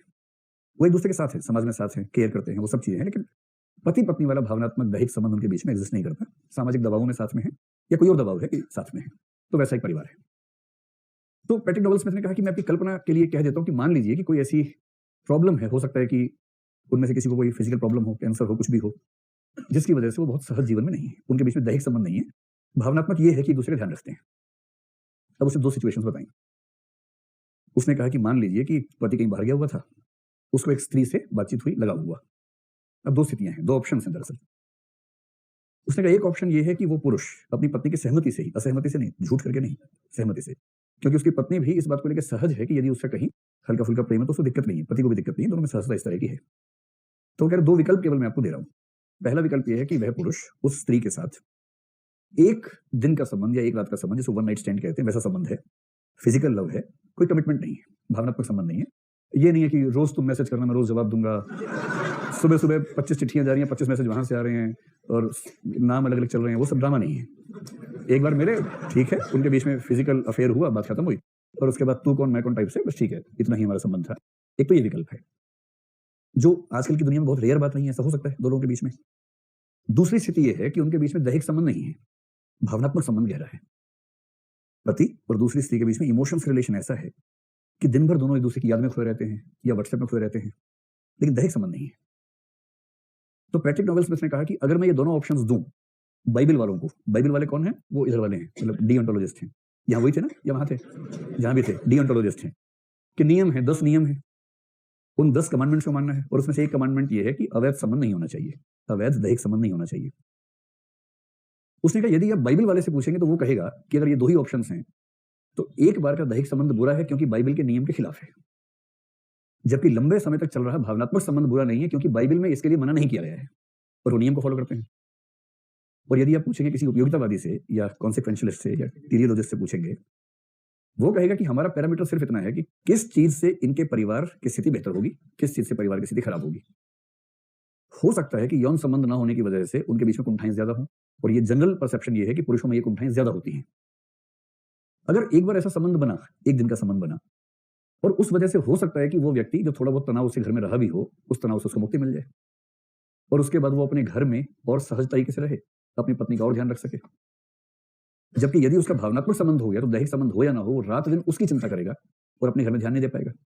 और इसका मतलब ये हुआ कि अगर उद्देश्य, नैतिकता का उद्देश्य ये है कि समाज बेहतर हो, इस केस में परिवार की स्थिति बेहतर हो, तो परिवार की स्थिति को बेहतर करने या रखने के पॉइंट ऑफ व्यू से अगर दो ही ऑप्शंस हैं, तो इनमें से लंबा भावनात्मक संबंध बुरा विकल्प है और एक दिन का दैहिक संबंध अच्छा विकल्प है। और उसने कहा ये मैं इसलिए कह रहा हूं क्योंकि मैं उपयोगितावादी हूं, मेरे पास एक ही तराजू है, अधिकतम व्यक्तियों का अधिकतम सुख, समाज का सुख, परिवार का सुख। किस चीज में समाज और परिवार की बेहतरी है, मैं तो सिर्फ एक तराजू पर तौलता हूं, इसलिए मैं तो इस विकल्प को चुनूंगा। लेकिन मैं जानता हूं कि जो मूल्य हैं, पंडे हैं और पादरी हैं, वो सब उसको चुनेंगे क्योंकि वो डीओन्टोलॉजिस्ट हैं, वो नियमों के आगे कुछ सोचने को तैयार नहीं होते हैं। आप कहानी समझ पा रहे हैं? अब आप सब समझ पा रहे हैं कि अच्छी नैतिक व्यवस्था वो है जो टेलियोलॉजी पर आधारित है, यानी परिणामों के आधार पर है। यही बात है ना? आप सहमत हैं इस बात से? आप में से कितने लोग मानते हैं कि नहीं, नियम अपने आप में संपूर्ण होता है, उसी को ठीक मानना चाहिए? ऐसे आप में से एक भी नहीं है? चलिए। और कितने लोग मानते हैं कि परिणाम या जो फल है उसके बेस पे तय होना चाहिए, परिणाम से तय होना चाहिए? इसमें फिर भी आप में से 25% लोग हैं। तो 3/4 तो वैसे भी कभी जवाब देते ही नहीं, तो उनको हम काउंट ही नहीं करेंगे। तो जवाब देने वाले जो सक्रिय प्राणी हैं उनमें 100% संख्या उस पक्ष में है कि डिओन्टोलॉजी ठीक नहीं है, टेलियोलॉजी ठीक है। दोनों को मिला के ठीक है। हर जगह कहाँ मिलाने लगते दोनों बातों को? आप लोगों को समझ में आ गया कि मिला के चला लेना काम किसी तरह से। मान लो कि नहीं मिल सकता यहाँ पर, जैसे उस केस में पत्नी और माँ कैसे मिलेगी, प्रेमिका और माँ नहीं मिल पा रही है, एक को ही बचा सकते हैं, तो कुछ ऐसी सिचुएशन समझ लीजिए कि यहाँ दोनों को मिलाना नहीं है, किसी एक को बचाना है, ठीक है। लेकिन इसके बाद भी संकट क्या है? देखो, दुनिया का सबसे बड़ा संकट ये है कि दुनिया का औसत आईक्यू बहुत कम, ठीक। आईक्यू का मतलब बुद्धिमत्ता का स्तर, और बुद्धिमत्ता का स्तर ना, भगवान ने बुद्धि बहुत ज्यादा नहीं दी है दुनिया में, दी भी है तो प्रयोग में सारी नहीं आती है। अब सोचिए 21वीं शताब्दी में आप देखते हैं कि मॉब वायलेंस हो जाती है, भीड़ इकट्ठी हुई, एक आदमी को पकड़ा, जला दिया, उसको काट दिया। इसका मतलब है कि कम से कम ये मानना पड़ेगा आपको, ये केवल भारत की बात थोड़ी ना, कई देशों में ऐसा हो रहा है। इसका मतलब ऐसा नहीं है कि लोग बहुत समझदार हैं। तो होता क्या, किसी भी समाज में 25% लोगों का आईक्यू होता है अच्छा, 50% का होता है औसत, और 25% का होता है बिलो एवरेज। 50% का एवरेज है। ये कैसे निकलता है फार्मूला, जब उसमें आएंगे तो समझेंगे, फार्मूला पूरा इसका। अब अगर आपने कहा कि नैतिकता नियमों पर नहीं चलेगी, अपने अपने हिसाब से परिणाम देकर फैसला कर लेना, तो आपको अच्छे से पता है कि ये लोग इसका कितना फायदा उठाएंगे, और ये भी औसत बुद्धि के लोग, ये बहुत दिमाग नहीं चलता इनका भी। इसके दो नुकसान होंगे। एक तो ये कि 24 घंटे सोचना पड़ेगा, और सोचना एक कठिन काम है, बहुत कठिन काम है सोचना। जब आप एटीट्यूड पढ़ेंगे ना, एक कंसेप्ट है सिस्टमैटिक प्रोसेसिंग, एक है ह्यूरिस्टिक प्रोसेसिंग, वहां समझेंगे इस चीज को, हम भी करते हैं, अभी बताता हूं फॉर एग्जांपल। और दूसरी समस्या क्या है, इससे सब्जेक्टिविटी बहुत ज्यादा आ जाएगी। ऐसी सब्जेक्टिविटी आएगी कि नैतिक व्यवस्था के नाम पे दुराचार, अनाचार सब कुछ फैल जाएगा। क्यों? जैसे आपने कहा भाई देखो, परिणाम से तय होता है, परिणाम सोच के तय करना क्या ठीक है क्या गलत है। हर बच्चा झूठ पे झूठ बोले जा रहा है, आपने झूठ क्यों बोलते हो? परिणाम अच्छा है इसका, मेरी पिटाई नहीं हुई है, परिणाम कितना अच्छा है, इसलिए मैं झूठ बोलता हूँ। कुछ सिस्टम ही नहीं बचेगा। सब लोग अपने अपने हिसाब से परिणाम की व्याख्या करके नियमों का उल्लंघन करेंगे और नैतिक व्यवस्था का मतलब उसकी ऐसी तैसी कर देंगे। दूसरा, सोचना पड़ेगा, हर बात पे सोचना पड़ेगा। अब सोच के देखिए, जैसे आप निकले, एक भिखारी पीछे पड़ गया कि बाबू कुछ दे दो, माई कुछ दे दो, तो सबसे पहले वो जोड़ी बनाए थे, आप दोनों की जोड़ी सलामत रहे। भाई साथ में ऐसे ही खड़े हुए थे, जोड़ी बना दी, तो लड़का खुश हो जाएगा, आ जा तू ले यार, इस बात पर कि तूने जोड़ी तो बनाई कम से कम मेरी जो भगवान भी नहीं बना पा रहा, तूने बना दी, कोई बात नहीं, तो इसी में खुश। तो अब ऐसे में 3 स्थितियां हो सकती हैं। एक, आप में से कुछ के दिमाग में फंडा क्लियर होगा, भिखारी को पैसे देने ही नहीं है चाहे कुछ हो जाए, क्योंकि आपने पढ़ रखा है कि इनको पैसे देने से फिर वो पूरा गैंग विकसित होता है, हाथ पैर काटे जाते हैं बच्चों के, और भीख का एक पूरा सिस्टम काम करता है। और उसमें अगर आप भीख दे रहे हैं, इसका मतलब आप किसी बच्चे के हाथ पैर कटवाने के लिए जिम्मेदार हो जाएंगे अंत में। तो आपने एकदम ठान रखा है, चाहे कुछ हो जाए भीख देनी नहीं है। कोई कितना भी कैसा भी मुंह लेके आ जाएगा, बोलेगा ना भगवान से नहीं देंगे। क्लैरिटी है ना, कंफ्यूजन नहीं है आपको। दूसरा है, उसका नियम है, जो आएगा कुछ ना कुछ देना है उसको। कोई आए, बाबू दे दो, लो 1 रुपया लो भाई, वो 10-20 सिक्के लेके निकलता है घर से, जब भी निकलता है। कोई आए, लो 1 तुम ले लो, ये तो पार्ले जी का पैकेट लेके निकलता है कि 1 बिस्किट तू ले ले भाई, 1 तू खा ले, किसी तरह से। सुविधा है, क्लैरिटी है, कंफ्यूजन नहीं है। और जो है परिणाम सापेक्षवादी, वो हमेशा जैसे जा रहा है जरूरी काम से भिखारी आ गया, अब वो सोच रहा है 2 मिनट रुको, मैं टटोलूंगा, इंटरव्यू दो पहले मुझे, बताओ तुम्हारे नंबर कितने 10वीं क्लास में, ये बताओ पहले, फिर 12वीं के बताओ, चलो मैं जीके के 4 सवाल पूछ रहा हूँ, देखूंगा तुम कितना पढ़े लिखे हो, फिर नैतिक ज्ञान की परीक्षा लूंगा, तुमसे 4 सवाल वो बताऊंगा, उसके बाद तय करेगा ऐसे तौल के कि हाँ देना चाहिए, फिर निकाला 5 नोट, लो ले जाओ। और अगर यही करता रहेगा तो 8-10 दिन के बाद ये मांगता वो दिखेगा सबके पास, क्योंकि जब सारा दिन इसी में लगा देगा 24 घंटे, तो फिर कैसे ही अपने काम करेगा? ये भी तो समस्या है ना, कैसे करेगा? हर समय सोचने की बाध्यता, हर समय फैसला करने से पहले 1000 बार सोचना बड़ा कठिन काम है। तो एक तो मूर्ख लोग नियम का फायदा उठा लेंगे सब्जेक्टिविटी से, दूसरा सोचना अपने आप में दुविधा वाली बात है। इसलिए कुछ लोग कहते हैं कि कम से कम इस समुदाय के लिए बेहतर है डीओंटोलॉजी। इन्हें पक्का नियम बता दो बस, उसके बियॉन्ड मत सोचवाओ इनसे। सोचना कठिन कार्य है। मुझे ध्यान है कि बकरीद के दिन एक मुस्लिम मित्र से मैंने पूछा, बड़ा धार्मिक आदमी, मैंने उससे पूछा, मैंने कहा तुम ये बताओ, हर साल बकरीद के दिन बकरे काट देते हो, पहले पालते हो घर में उसको, फिर काटते हो, खराब नहीं लगता तुम्हें? खुदा या अल्लाह क्यों खुश होगा इस चीज से भाई? अल्लाह को प्यारी है कुर्बानी, काहे प्यारी है कुर्बानी? नहीं प्यारी होनी चाहिए। बेकसूर पशु की हत्या क्यों अच्छी लगनी चाहिए अल्लाह को? मुझे लगा वो बहुत धाकड़ सा उत्तर देगा इस बात का, सैद्धांतिक सा उत्तर देगा। उसने पता क्या कहा? उसने कहा ये हम नहीं सोच सकते, अल्लाह ताला सोचते हैं। हम कैसे सोच सकते हैं? तो मैंने कहा फिर? बोले हम सोच ही नहीं सकते, हमें तो बताया गया है, तुम काट दे खाते हैं, बात खत्म। कितना सिंपल सॉल्यूशन है, हम सोच ही नहीं सकते। जिस चीज का जवाब मैं नहीं दे सकता, मैं काहे सोचूं उसके बारे में? भगवान की मूर्ति पे लोग पूजा कर रहे हैं, एक चूहा वहां खेल रहा था, चूहा वहां से मिठाई लेके भाग गया। इस घटना से आर्य समाज के संस्थापक दयानंद सरस्वती विचलित हो गए। कहानी है प्रसिद्ध। दयानंद ने, उनका नाम शायद मूल शंकर कुछ था उस जमाने में, उन्होंने पुजारी से कहा कि यार तुम्हारा भगवान अपनी मूर्ति पे चूहा चढ़ गया, उसको तो हटा नहीं पा रहा, ये दुनिया कैसे संभालेगा? मैं इसको मानने से इनकार करता हूं। और वहीं से उस चूहे की वजह से आर्य समाज की स्थापना हुई। और आर्य समाज ने कहा कि मूर्ति पूजा व्यर्थ है, मूर्ति पूजा मत कर। वो पुरोहित बुड़बक टाइप का था, वरना जवाब दे सकता था इस बात का। पुरोहित को इतना ही कहना था कि भगवान की नजर में इंसान और चूहा दोनों प्राणी बराबर हैं। चूहा खा रहा है, भगवान खुश है, क्या दिक्कत है भगवान को इस बात से? अगर कहना ही होता, पर पुरोहित ऐसा ढूंढा गया होगा कि अच्छा नहीं रहा होगा, कहानी ऐसे बन गई। लेकिन एक तर्क बन गया, और तर्क ये कि हम ऐसे ईश्वर को मानने से इनकार करते हैं जो अपने आप को नहीं बचा सकता। अब उनके फॉलोवर्स और इनके फॉलोवर्स, दिमाग सबका एक जैसा है। आप किसी भगवान मानने वाले से 4 सवाल पूछ लीजिए कि यार तुम्हारा भगवान तो देखो ना, मूर्ति रखी है, मूर्ति गिर भी गई, गणेश जी को डालते हो हर साल समुद्र में, वो मूर्तियां नदी के तट पर पड़ी होती हैं, उल्टी सीधी पड़ी होती हैं, भगवान अपनी मूर्ति क्यों नहीं बचा पाते? वो अंत में एक ही बात कहेगा, लीला है।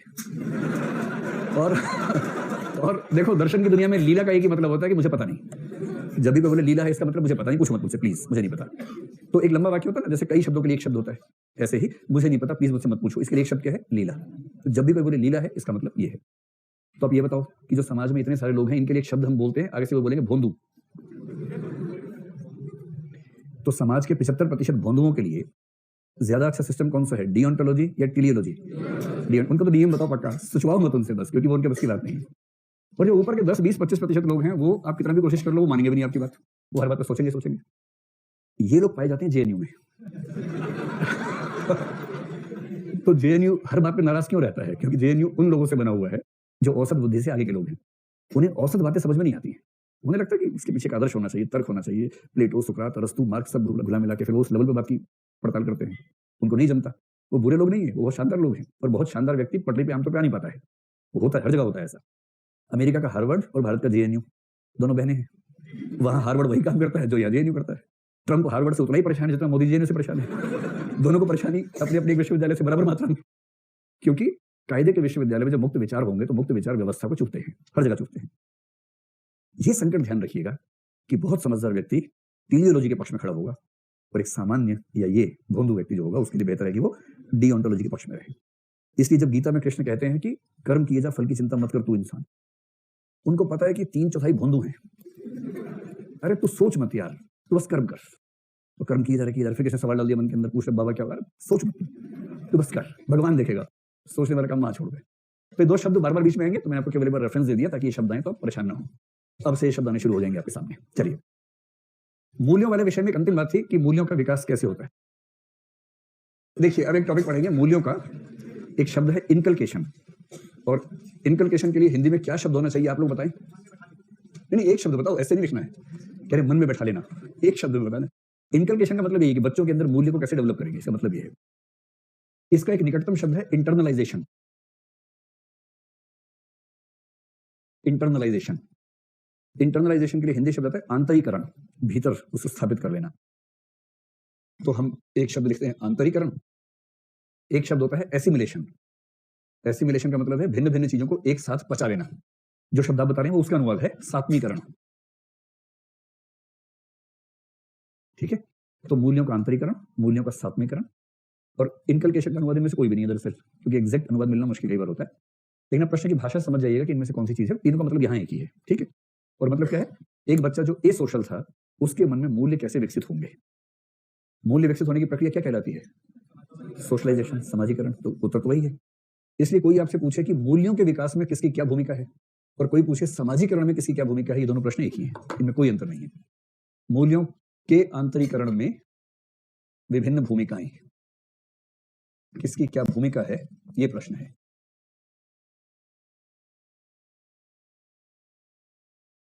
सात्मीकरण, स प्लस आत्मा, आत्मीकरण, तो स आत्मीकरण अंग्रेजी वाला। तीसरा था एसिमिलेशन, ASSIMILATION, एसिमिलेशन। चलिए, अब आपके पाठ्यक्रम में लिखा है कि मूल्यों के विकास में इन तीन की भूमिका बताइए। एक है परिवार की भूमिका, दूसरी है शिक्षा संस्थाओं की भूमिका,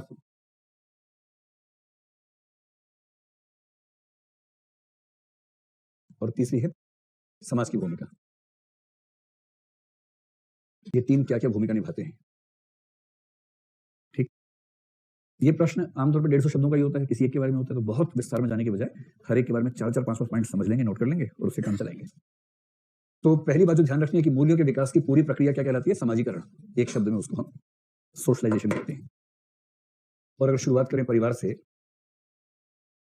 तो इन सबके बारे में जो तरीका है, फॉर्मेट है सोचने का, एक शब्द लिखिए फॉर्मेट। किसी के बारे में पूछें तो ये 3-4 पॉइंट्स आ जाने चाहिए। पहला पॉइंट ये हो सकता है कि इसकी भूमिका बच्चे के जीवन के किस दौर में होती है, किस समय। तो पहला पॉइंट दिमाग में रखेंगे, किस समय। दूसरा ये कि ये उस बच्चे के अंदर मूल्य विकसित करने की प्रक्रिया में कौन सा तरीका अपनाता है, तरीका, मूल्यों के विकास का तरीका क्या अपनाता है। ठीक है। तो परिवार कैसे विकसित करता है मूल्य, इसका मतलब ये हुआ। तीसरा हो सकता है कौन से मूल्य, कौन से मूल्य का मतलब मूल्यों का जो वर्गीकरण था, साधन मूल्य हैं कि साध्य मूल्य हैं, नकारात्मक हैं या सकारात्मक हैं, अच्छे हैं या बुरे हैं, कुछ भी हो सकता है। और चौथा प्रभाव, कि उस बच्चे पर यहां से जो प्रभाव पड़ता है वो बाकी की तुलना में कम है या ज्यादा है, कितना प्रभाव है। इन 4 बिंदुओं में चाहे समाज पूछे, चाहे परिवार, चाहे शिक्षा संस्था, उससे हम काम चला लेंगे। तो परिवार से शुरू करते हैं, किस समय, सबसे पहला बिंदु किस समय। तो देखिए जो बच्चा होता है ना, उसका मोटा मोटा सा खाका समझ लीजिए। बच्चा पैदा हुआ तो ए सोशल है, उसे कुछ भी नहीं पता। 6 महीने तक के बच्चे को यह भी नहीं पता होता कि मैं कुछ हूं। एक कंसेप्ट होता है मनोविज्ञान में सेल्फ, सेल्फ का कंसेप्ट, सेल्फ कंसेप्ट यानी कि मैं की धारणा। ये आपको आश्चर्य की बात लग सकती है, लेकिन 6 महीने से छोटे बच्चे को मैं की धारणा नहीं होती है, मैं का कंसेप्ट नहीं होता है। और इसका एक सामान्य सा प्रयोग जो बताया जाता है वो ये कि अगर बहुत छोटे बच्चे को, 2-3 महीने के बच्चे को गोदी में लेके शीशे के सामने खड़े होंगे, वो शीशे में आपको देखेगा, बार बार खुद को नहीं देखेगा। बाहर आपको देखेगा, फिर शीशे में देखेगा, और आश्चर्य से कि दो कैसे हुए, ऐसे टक टक ऐसे देखता रहेगा लगातार, आश्चर्य से चेहरा उसका फैल जाएगा एकदम। और उसे इस बात पे आश्चर्य नहीं होगा कि इसकी गोदी में भी कोई है अंदर, यहाँ मैं हूं। आप कोशिश कर करके थक जाएंगे, वो देखेगा ही नहीं उसको, क्योंकि उसके अंदर ये धारणा ही नहीं है कि वो कुछ है। 6 महीने होते होते सेल्फ की धारणा बननी शुरू होती है पहली बार, उसके बाद सारे इंपैक्ट्स खुल के सामने आने लगते हैं। तो बच्चे की जिंदगी में क्या होता है, 0 से 6 माह जो हैं वो तो शून्य मामला समझ लीजिए। तो आधे साल से लेकर लगभग 2-3 साल तक वो केवल और केवल घर के अंदर होता है। मतलब ओकेजनली बाहर चला गया तो चला गया, जैसे कोई छोटा बच्चा शाम को दादा दादी कोई फुर्सत में उसे गोदी में ले गए पार्क में, वहां उसे अपने साइज का कोई बच्चा दिख गया, फिर दोनों ने अजीब सी भाषा बहुत वार्तालाप किया आपस में। दोनों दादा आपस में समझ नहीं पा रहे क्या चल रहा है इनके बीच में, लेकिन वो अपनी मतलब कौन सी आध्यात्मिक भाषा में बात करते हैं बच्चे। किलकारी का जवाब किलकारी से होता है, लेकिन कुछ कम्युनिकेशन हो जाता है उनके बीच में। तो कह सकते हैं कि लगभग 3 साल की उम्र तक का सारा असर बच्चे के ऊपर परिवार का होता है। ठीक। तो किस समय में, एक तो 0 से 3 में लिखिए संपूर्ण प्रभाव। 3 साल के बाद बच्चा जाने लगता है स्कूल, और मोटे तौर पर आप मान के चल सकते हैं कि देखिए बच्चों के मूल्य विकसित होने की सबसे अच्छी उम्र मानी गई है 6 साल तक की। 6 साल तक की उम्र में बच्चे के संस्कार या मूल्य बड़ी मात्रा में विकसित हो चुके होते हैं, उसके बाद बहुत गहरे चेंज लाना आसान नहीं होता है। 3 साल के बाद वो स्कूल जाने लगता है, तो प्रभाव परिवार का भी है, स्कूल का भी है। लेकिन मोटे तौर पर आप मान के चलिए कि 3 से 12 साल तक, अभी किसी समाज में 11 होगा, किसी में 13 होगा, डिपेंड करता है सिचुएशंस पे। मोटे तौर पर आप मान के चलिए टीन एज से पहले तक परिवार का प्रभाव विद्यालय की तुलना में ज्यादा रहता है। तो उस समय पेरेंट्स का, स्पेशली मदर का प्रभाव ठीक ठाक रहता है। और बच्चे भी गोलू होते हैं उस समय, स्कूल की हर बात बताते अपनी माँ को आके, मम्मी उसको पट्टी बढ़ाती कि बेटा क्या क्या हुआ स्कूल में, और बच्चा वो सब बोल देता जो नहीं बोलना था उसको, और माँ चेहरा ऐसा बनाती है कि कुछ खास बात है ही नहीं, तो बच्चा और बोल देता सब बातें। समझदार माताएं रिएक्ट नहीं करती हैं, वो केवल पूछ लेती हैं, रिएक्ट अपने में अलग अलग से कर लेती हैं। 13 साल से ये जो बच्चे होते हैं ना बिगड़ने शुरू हो जाते हैं। टीन एज में बच्चे विद्रोही हो जाते हैं, उनको लगता है कि जिसको मैं समझ रहा था कि मेरा सब कुछ है वही तो मेरा दुश्मन है असली। उनको घर के अंदर जेल नजर आती है, और 13 साल के आसपास बच्चे अचानक चाहने लगते हैं कि घर से दूर चले जाएं। जैसे पहले पेरेंट्स क्या बोलते हैं, ठीक से बिहेव करो, हॉस्टल भेज देंगे, नहीं नहीं मत भेजना मत भेजना, बच्चे बहुत डरते हैं हॉस्टल के नाम से। जहां बच्चा 13 साल का हुआ और आपने कहा हॉस्टल भेज देंगे, भेज दो, भेजो, क्यों नहीं भेज रहे, भेजो, कब से कह रहा हूं। फिर धमकी रिवर्स हो जाती है। अब माँ बाप को लगता है कि अब बोलना ठीक नहीं है, अब इसका मन ज्यादा कर रहा है, हमारा मन कम कर रहा है, तो ये चेंजेस आने शुरू होते हैं। इस उम्र को गैंग एज कहते हैं, बच्चों में गैंग होता है, गैंग, हाँ सच में मनोविज्ञान में गैंग एज ही कहते हैं इसको। 13 से 16, 17, 18, 19 ये जो उम्र है सबसे खतरनाक उम्र मानी गई है। 13 से 19 साल, इस उम्र में बच्चे को कुछ नहीं सोचता है, केवल गैंग सोचता है अपना। गैंग का मतलब peer group. Peer group pressure पर तो बहुत सारी फिल्में हैं, बहुत सारे उपन्यास हैं। अब दुनिया में सारे प्रेशर झेल लेंगे, लेकिन इसका प्रेशर झेलना सबसे मुश्किल काम है। जो मित्र समूह होता है ना छोटा सा, उसका प्रेशर झेलना सबसे मुश्किल काम है। और इसलिए इसी दौर में दुनिया का लगभग हर व्यक्ति जिसको बिगड़ना होता है बिगड़ जाता है। बिगड़ने की सबसे माकूल उम्र जो मानी गई है वो ये उम्र है, क्योंकि इसमें परिवार का असर कम हो जाता है। परिवार की तो हालत जब समझेंगे, परसुएशन एक टॉपिक है, वहां समझेंगे आप। परिवार की हालत तो ऐसी इस दौर में होती है कि माँ बाप कुछ अच्छा भी सिखाएंगे तो बच्चा सोचता है कि ये दुश्मनी निकाल रहे मेरे साथ कुछ ना कुछ, बाप बोल रहा है गलत ही बोल रहा होगा। इतनी गहरी आस्था बाप को लेकर बच्चे के अंदर होती है कि ये जो कुछ भी बोलेगा गलत ही बोलेगा, ये पैदा ही इसलिए हुआ है कि मुझे परेशान कर सके, ये बच्चे के मन में रहता है। तो इस समय ज्यादा प्रभाव किसका होता है, मित्र समूह का होता है। ठीक है, तो पीयर ग्रुप कहें या मित्र समूह कहें। विद्यालय का असर ठीक ठाक रहता है, परिवार की तुलना में कम होता है, ये बात ठीक है। और 19 के आसपास की उम्र में, लेटर फेज में, व्यक्ति कॉलेज चला जाता है। कॉलेज में बहुत बड़े असर पड़ना मुश्किल होता है, रेयर केसेस छोड़कर। मैं आपको रेयर एग्जांपल देकर समझा दूंगा। सामान्यतः कॉलेज में जाके कुछ आमूलचूल परिवर्तन होना आसान काम नहीं होता, जब तक ये खास परिस्थिति ना हो। अभी समझेंगे वो क्या परिस्थिति है। तो जब भी कोई बात पूछे, मोटा मोटा एक खाका दिमाग में रखिएगा। और 20 की उम्र के बाद, 20-21 की उम्र के बाद जीवन भर असर पड़ता है, उसकी मात्रा कम होती है। आप मोटा मोटा मान लीजिए कि 20-21 की उम्र के बाद से वो व्यवसाय करने लगता है, तो व्यवसाय की दुनिया में, नौकरी की दुनिया में जो सामान्य प्रभाव है वो पड़ते हैं उसके ऊपर, तो इम्पैक्ट ज्यादा पड़ता है उसके बाद व्यावसायिक दुनिया का, प्रोफेशनल दुनिया का। ये भारत में ही होता है कि 35 साल तक बच्चे तैयारी करते हैं एग्जाम की। बाकी देशों में 16-17 के बाद बच्चों को लात मार देते हैं कि जाओ अपना काम संभालो, अपने बलबूते जिंदा रहो। ये भारत ही है जहां पर बच्चे 35 के बाद युवा होते हैं। भारत में होने का मजा समझ रहे हो? भारत में होना अपने आप में मजेदार बात है, इतना मजा दुनिया में कहीं नहीं है जरा यहाँ पर है। कि आप कितने साल के, 29 साल के, क्या करते हैं, तैयारी। और कैसे करते हैं, पापा पैसे भेजते हैं, मैं तैयारी करता हूँ। आप सिर्फ तैयारी करते हैं, मैं सिर्फ तैयारी करता हूँ। थोड़ी तैयारी करता हूँ, थोड़ा घूमता रहता हूँ शाम को, और यही करता हूँ।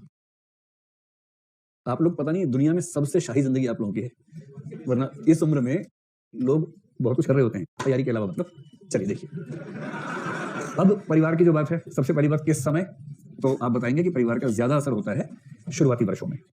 तो आप कह सकते हैं कि 0 से 3 में संपूर्ण और 3 से 12 में महत्वपूर्ण प्रभाव। ठीक, इसमें भी एक बात ध्यान रखिएगा कि कुछ मनोवैज्ञानिकों ने, कुछ दार्शनिकों ने इसके बारे में बहुत अच्छे वर्णन किए हैं। मैं एक मनोवैज्ञानिक का जिक्र कर रहा हूं जिसका नाम है जॉन बॉल्बी, JOHNBOWLBY, जॉन बॉल्बी।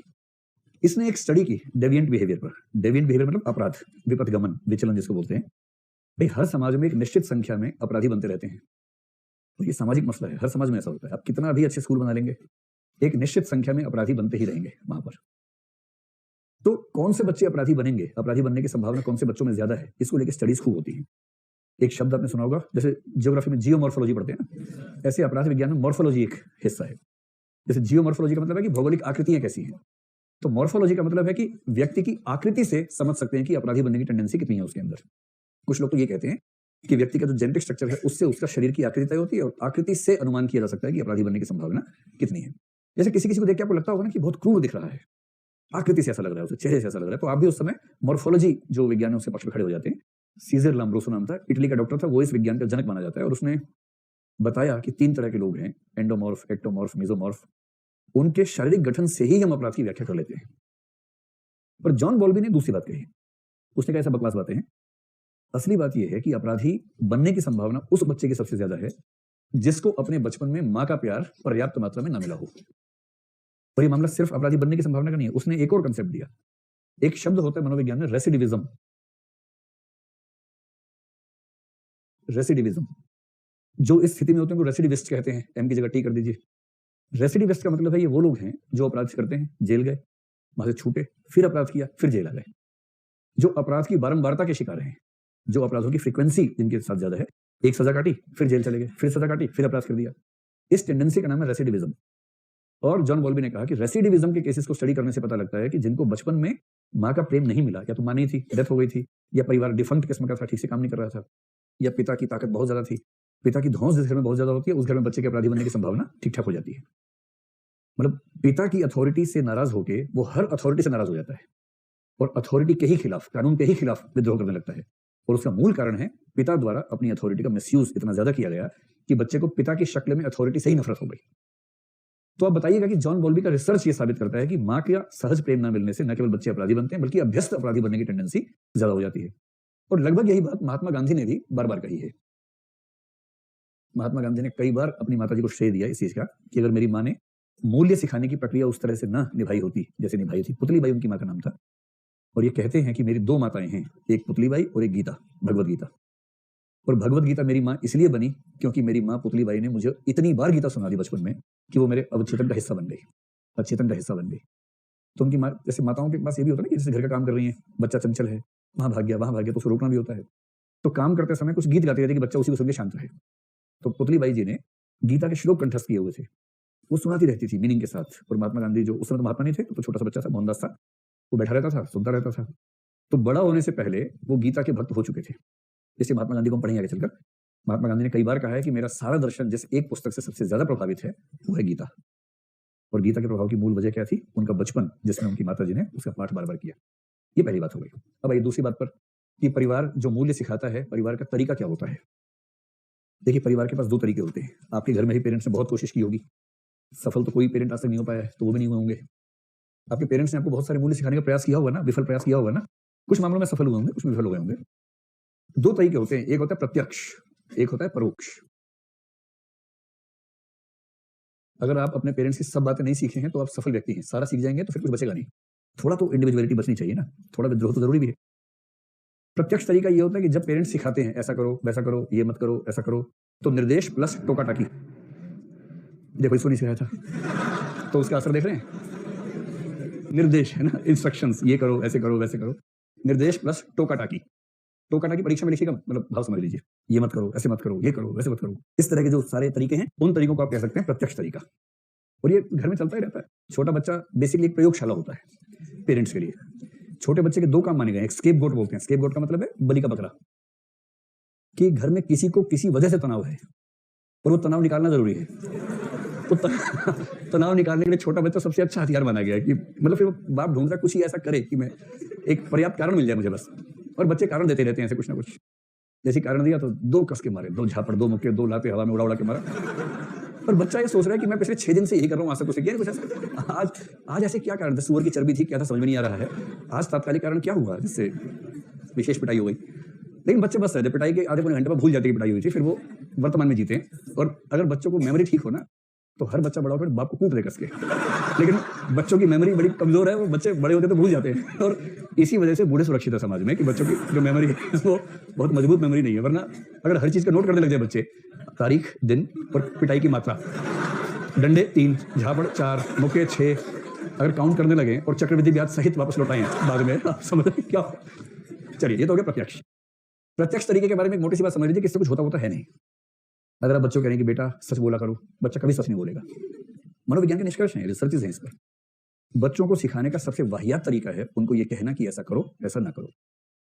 ऐसी हर चीज को बच्चा अपनी आजादी पे हमला समझता है और वो खौफ के मारे करता है। जो आप कहते हैं करता है, केवल खौफ के मारे करता है, इसलिए नहीं करता कि उसके मन में वो बात आ रही है। इसलिए सबसे बेबुनियाद तरीका है बच्चों को उपदेश देना, निर्देश देना कि ये करो, ये मत करो। इसे आपको कितना सिखाया होगा, झूठ मत बोलो, आपने छोड़ दिया। देखिए, सब वैसे के वैसे कितना सिखाया, चोरी मत करो, आपने बताया कि आप सबने चोरी कर रखी है, एक को छोड़ के सबने बताया था। अच्छा, बताने से पहले कर ली थी, तो जब बताया उसके बाद कभी नहीं की, मौका नहीं पड़ा। अच्छा मतलब सारे दोस्त ताला लगा रखते थे, मौका ही नहीं मिला आपको। बच्चों को सिखाने का सही तरीका है परोक्ष तरीका। जो कायदे के पेरेंट्स होते हैं वो इसका इस्तेमाल करते हैं। और परोक्ष तरीके का मतलब है आचरण से सिखाना। इस पर एक बड़ा अच्छा सिद्धांत है, जॉन बोंदुरा नाम का आदमी है, हम आगे पढ़ेंगे उसके बारे में। बच्चे ऑब्जर्वेशन से सीखते हैं। पेरेंट्स क्या कर रहे हैं वो सीखते हैं, ना कि पेरेंट्स क्या कह रहे हैं वो सीखते हैं। कई माँ बाप बड़े दया वाले भाव से बोलते हैं, जैसे बाप मान लीजिए सुट्टा लगाने वाला आदमी है, बचपन में बिगड़ गया था, उसके बाद से पिए जा रहा है, सिगरेट पिए जा रहा है, दिन में 30-40 फूंक देता है, इतना फूंकता है कि उसको घर में भी नहीं रहा जाता उसके बिना। मेरे कुछ लोग ऐसे हैं कि बाहर फूंक के आते हैं सिगरेट, अंदर नहीं, घर के अंदर पवित्र बन जाते हैं अचानक। फिर तलब उठी, बाहर के किसी बहाने से फू फू फू किया, उसके बाद वापस आ गए घर में। कई लोग तो इस तरह से करते हैं, ठीक है, वो फिर भी इस सेंस में ठीक है कि बच्चे के सामने ऐसी हरकत नहीं कर रहे, देख खुद को कंट्रोल नहीं कर पा रहे, कोई बात नहीं, बच्चे को तो मत खराब करो, कुछ इस से पार हो जाते हैं। फिर वो घर के अंदर ही कार्यक्रम शुरू कर देते हैं, सिगरेट पी रहे हैं, हर 3-4 वाक्य में 3-4 गालियां दे रहे हैं, घर के अंदर ही पूरा माहौल एकदम बना के रखते हैं। अब बच्चा वो सब सुन रहा है, वो सब देख रहा है, बाप को गिल्ट फीलिंग भी हो रही है कि मेरा बच्चा क्या देख रहा है, क्या सोचेगा, क्या सीखेगा। क्या सोचेगा से तो मुक्त हो चुका है वो, और क्या सीखेगा उसके मन में ही आता है। तो ऐसे पेरेंट्स बच्चों के सामने बड़ी दयनीय सा चेहरा बना के बोलते हैं कि बेटा ये सीखना मत, मैं तो बेटा बहुत मजबूर हूँ बेटा, गलती से मैंने शुरू कर दिया था बेटा, ये तो जहर है बेटा, जहर, मेरे फेफड़े खत्म हो गए बेटा, मैं जल्दी मर जाऊंगा, तुम ये मत करना बेटा। बच्चा बोलता है हाँ पापा मैं कभी नहीं करूंगा, उसके मन में आता है एक बार तो ट्राई करूंगा। ऐसे तो नहीं भाई, अगर ये इतना ही जहर है तो कितना शौक से कैसे सुबह से शाम तक लगा रहता है मेरा पापा। ऐसे अगर कोई घर में पेरेंट्स गालियां बकते हैं और वो उम्मीद करते हैं कि बच्चा गालियां नहीं देगा, तो इससे हवाई उम्मीद कोई नहीं है। वो गाली नहीं देते हैं तो भी उम्मीद नहीं करनी चाहिए कि बच्चा नहीं देगा, लेकिन अगर वो गाली दे रहे हैं उसके बाद तो उनको हक ही नहीं बनता है। 2 साल का बच्चा अगर घर में गाली दी जाती है, वो बाहर के इलाके में प्रसिद्ध हो जाता है कि 2 साल का बच्चा पर गालियां बड़ी सी देता है। ऐसे बच्चे प्रसिद्ध हो जाते हैं अगर घर के अंदर गालियां चल रही हो। आपने ऐसा कोई बच्चा देखा होगा? मैंने तो एक देखा है, एक हमारा पड़ोसी था, उसका घर क्या था, गाँव था, मतलब 5-6 परिवार मिलकर रहते थे एक ही घर में, संयुक्त परिवार था। उनमें एक चाचा था, एक ही होता है बेसिकली, खूब गालियां बकता था, और वो 2 साल का बच्चा इतना था। अब उस बच्चे की डिमांड इतनी ज्यादा थी, वो बच्चा तोतली आवाज में गालियां बकता था। आप समझ रहे हैं कि तोतली आवाज में गालियां, तो आसपास के घरों में सब लोग उस बच्चे को बुलाते, इधर चॉकलेट खाओ, चॉकलेट खाओ, दो गाली दो। तो उसकी थोड़ा तुतलाती आवाज में गालियां सुन के मुग्ध हो जाते थे, क्योंकि मीठी मीठी गालियां दे रहा है, उसके बाद चॉकलेट, और बच्चा मस्त सुन रहा, रोजगार मिल गया मुझे तो। इतनी कम उम्र में रोजगार, देखिए कितनी बड़ी बात है। और उसकी वजह क्या है? उसके घर में एक ऐसा व्यक्ति है जिसकी आवाज उसने सुनी है, और उसने महसूस किया कि इन शब्दों का असर बाकी शब्दों से ज्यादा है। उसे पता नहीं उसका मतलब क्या, उसको बस ये पता है कि इस शब्द में ताकत है। और जब उसको लगता है मेरी बात कोई नहीं सुन रहा, वो शब्द बोल देता है, फिर सब ध्यान से सुनते हैं, तो उसको लगता है एकदम सही बात है, कितना ताकतवर शब्द है, फिर वो अभ्यस्त हो जाता है। यही सारा खेल है। जॉन बोंदुरा नाम है इस, बोंदू नहीं, बोंदुरा, जॉन बोंदुरा नाम का एक मनोवैज्ञानिक है। इसने रिसर्च करके स्थापित किया कि बच्चे इंस्ट्रक्शन से नहीं सीखते हैं, बच्चे सीखते हैं ऑब्जर्वेशन से, अवलोकन से, माता पिता का व्यवहार देखकर सीखते हैं। और एक शब्द मैं और लिखवा रहा हूं केवल परीक्षक को प्रभावित करने के लिए, वो शब्द है क्लासिकल कंडीशनिंग। ये जॉन बोंदुरा का नहीं है, लेकिन हम पढ़ेंगे दोनों साथ साथ चीजें। क्लासिकल कंडीशनिंग का सरल सा मतलब है कि बच्चे अपने आसपास का परिवेश देखते देखते वैसा ही करने लग जाते हैं। अब इसका ये मतलब लिख लीजिए, सिद्धांत समझेंगे विस्तार में बाद में। क्लासिकल कंडीशनिंग, इसके हिंदी के बड़े आतताई किस्म के अनुवाद हैं। कुछ लोग बोलते हैं क्लासिकल अनुबंधन, कुछ बोलते हैं शास्त्रीय अनुबंधन, उससे ना बात समझ नहीं आती है। तो मेरा निवेदन है कि इसको देवनागरी लिपि में क्लासिकल कंडीशनिंग ही लिखिएगा, तो बात समझ में आएगी। तो क्लासिकल कंडीशनिंग सिद्धांत ये है कि बच्चे अपने परिवेश में चीजों को देखते देखते वैसा ही करने लग जाते हैं जैसा उनके घर के लोग कर रहे होते हैं। इस वाक्य को नोट कर लीजिए, ध्यान रहेगा। तो बच्चों का अपने माता पिता का व्यवहार देखते देखते वैसा ही करने लग जाना, ये क्लासिकल कंडीशनिंग है। अगर आपने बच्चों को थोड़ा सा ध्यान से गौर किया हो तो 6-8 महीने का बच्चा अपने बाप और माँ की एक्टिंग खूब करता है, उसको रोल प्लेइंग कहते हैं। जैसे बाप मान लीजिए ब्रीफकेस लेके जाता है ऑफिस, तो बच्चा ब्रीफकेस जैसी कोई वस्तु उठा लेगा, ऐसे चलेगा, फिर बोलेगा सुनीता खाना बना दिया। माँ सोच रही है कि देखो ये टिंडा इतना छोटा सा नाम से बोल रहा है मुझे, लेकिन माँ मुग्ध हो जाती है, कितना प्यार से बोलता है बच्चा। फिर वो बाप के साथ माँ की एक्टिंग करता है, एकदम आटे वाटे में हाथ चला जाता है, एजी खाना खा लो। तो एजी मतलब अभी गधे, शॉर्ट फॉर्म में।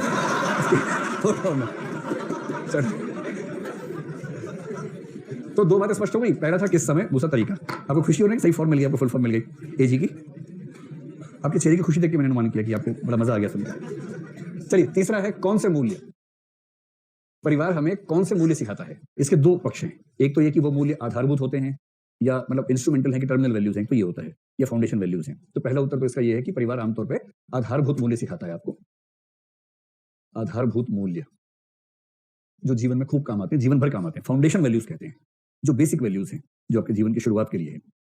जैसे आधारभूत मूल्य में से एक है शेयरिंग का मूल्य, मिल बांट के चीजों का आनंद लेना। एक ही बात है, मतलब मेरा आचरण बच्चे ने अवलोकन से सीख लिया, तो आचरण को देख के सीखना या अवलोकन से सीखना एक ही बात है।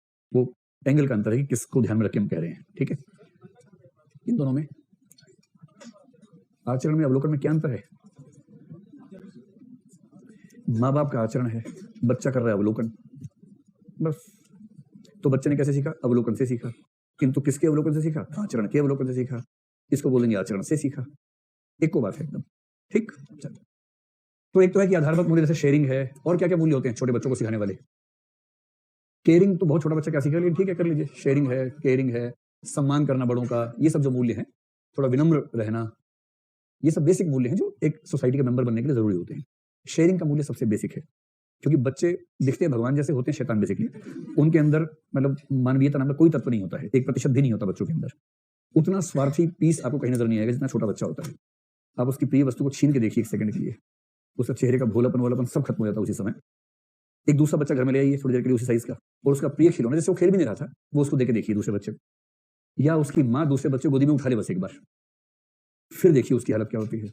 और पैर पटकेगा, सिर पटकेगा नीचे, उसको उसी समय गोदी में जाना अपनी माँ की, जो वैसे दूध करता रहता है माँ को अपनी, लेकिन उस समय जाना है गोदी में, उसी गोदी में जाना है, और अकेले रहना है वहां पर। अगर दो भी उठा सकती है माँ, मान लीजिए माँ वेट लिफ्टिंग करती है और माँ दोनों को उठा दे तो भी नहीं, ये कैसे यहाँ पर है? ऐसे स्वार्थी बच्चे को शेयरिंग का मूल्य सिखाना मजाक नहीं होता है, लेकिन सिखाना पड़ता है, धीरे धीरे सीखते हैं बच्चे। दूसरी बात, मूल्य परिवार जो सिखाता है वो हमेशा अच्छे होते हैं या बुरे भी हो सकते हैं, दोनों हो सकते हैं। ये सीधी सी बात है। जो मूल्य पेरेंट्स के हैं वो बच्चों में जाएंगे। अगर पेरेंट्स हैं बुड़बक टाइप के, तो बच्चे क्या बनेंगे? बुड़बक। बुड़बक समझते हैं? मूर्ख, मतलब गधे किस्म के। अगर पेरेंट्स का दिमाग चलता ही उतना है तो क्या सिखाएंगे बच्चों को? वही तो सिखाएंगे, और क्या सिखाएंगे? तो इस बात से बड़ा फर्क पड़ता है कि जिस परिवार में आप हैं उस परिवार का वैल्यू सिस्टम क्या है। जैसे सिंपल सी बात, अगर उस परिवार में लिंग समानता है, अगर पिता और माता के बीच समानता है, हो सकता है कि पिता बाहर काम करता हो, माँ घर का काम करती हो, एक सहमति है दोनों में, लेकिन पिता उस बच्चे की माँ का सम्मान करता है, तुम घर संभालती हो, ये भी उतना ही महत्वपूर्ण काम है, और माँ उसके पिता का सम्मान करती है। सिमेट्रिकल फैमिली बोलते हैं, सममितीय परिवार, जिसमें दोनों स्पाउसेस के बीच में संबंध लगभग बराबरी के होते हैं। तो ये बच्चा बेटा हो या बेटी हो, अपने विवाह के बाद अपने जीवन साथी को बराबरी के साथ देखेगा। और यदि ये पैदा हुआ सामंत परिवार में, जहां बाप सामंत है और माँ प्रजा है, माँ सिर झुका के रहती है, अंत में खुरच खुरच के खाना खाती है बच जाए तो, वरना नहीं खाती है, तो ये बच्चा अगर लड़का है तो बड़ा होकर वैसा ही लाट साहब हो जाएगा जैसा उसका बाप था। क्योंकि उसने ऑब्जर्वेशन में देखा है कि मैं तो लाट साहब बनने के लिए पैदा हुआ हूं। इसलिए परिवार का अपना मूल्य स्तर क्या है, मूल्य संरचना क्या है। जैसे मान लीजिए परिवार में सांप्रदायिकता का मूल्य है, उस परिवार के लोग कट्टर है मान लीजिए, तो बच्चा भी अमूमन कट्टर हो जाएगा। 10 में से 7, 8, 9 मामलों में बच्चा लगभग वही मूल्य सीखेगा जो परिवार ने सिखाया है।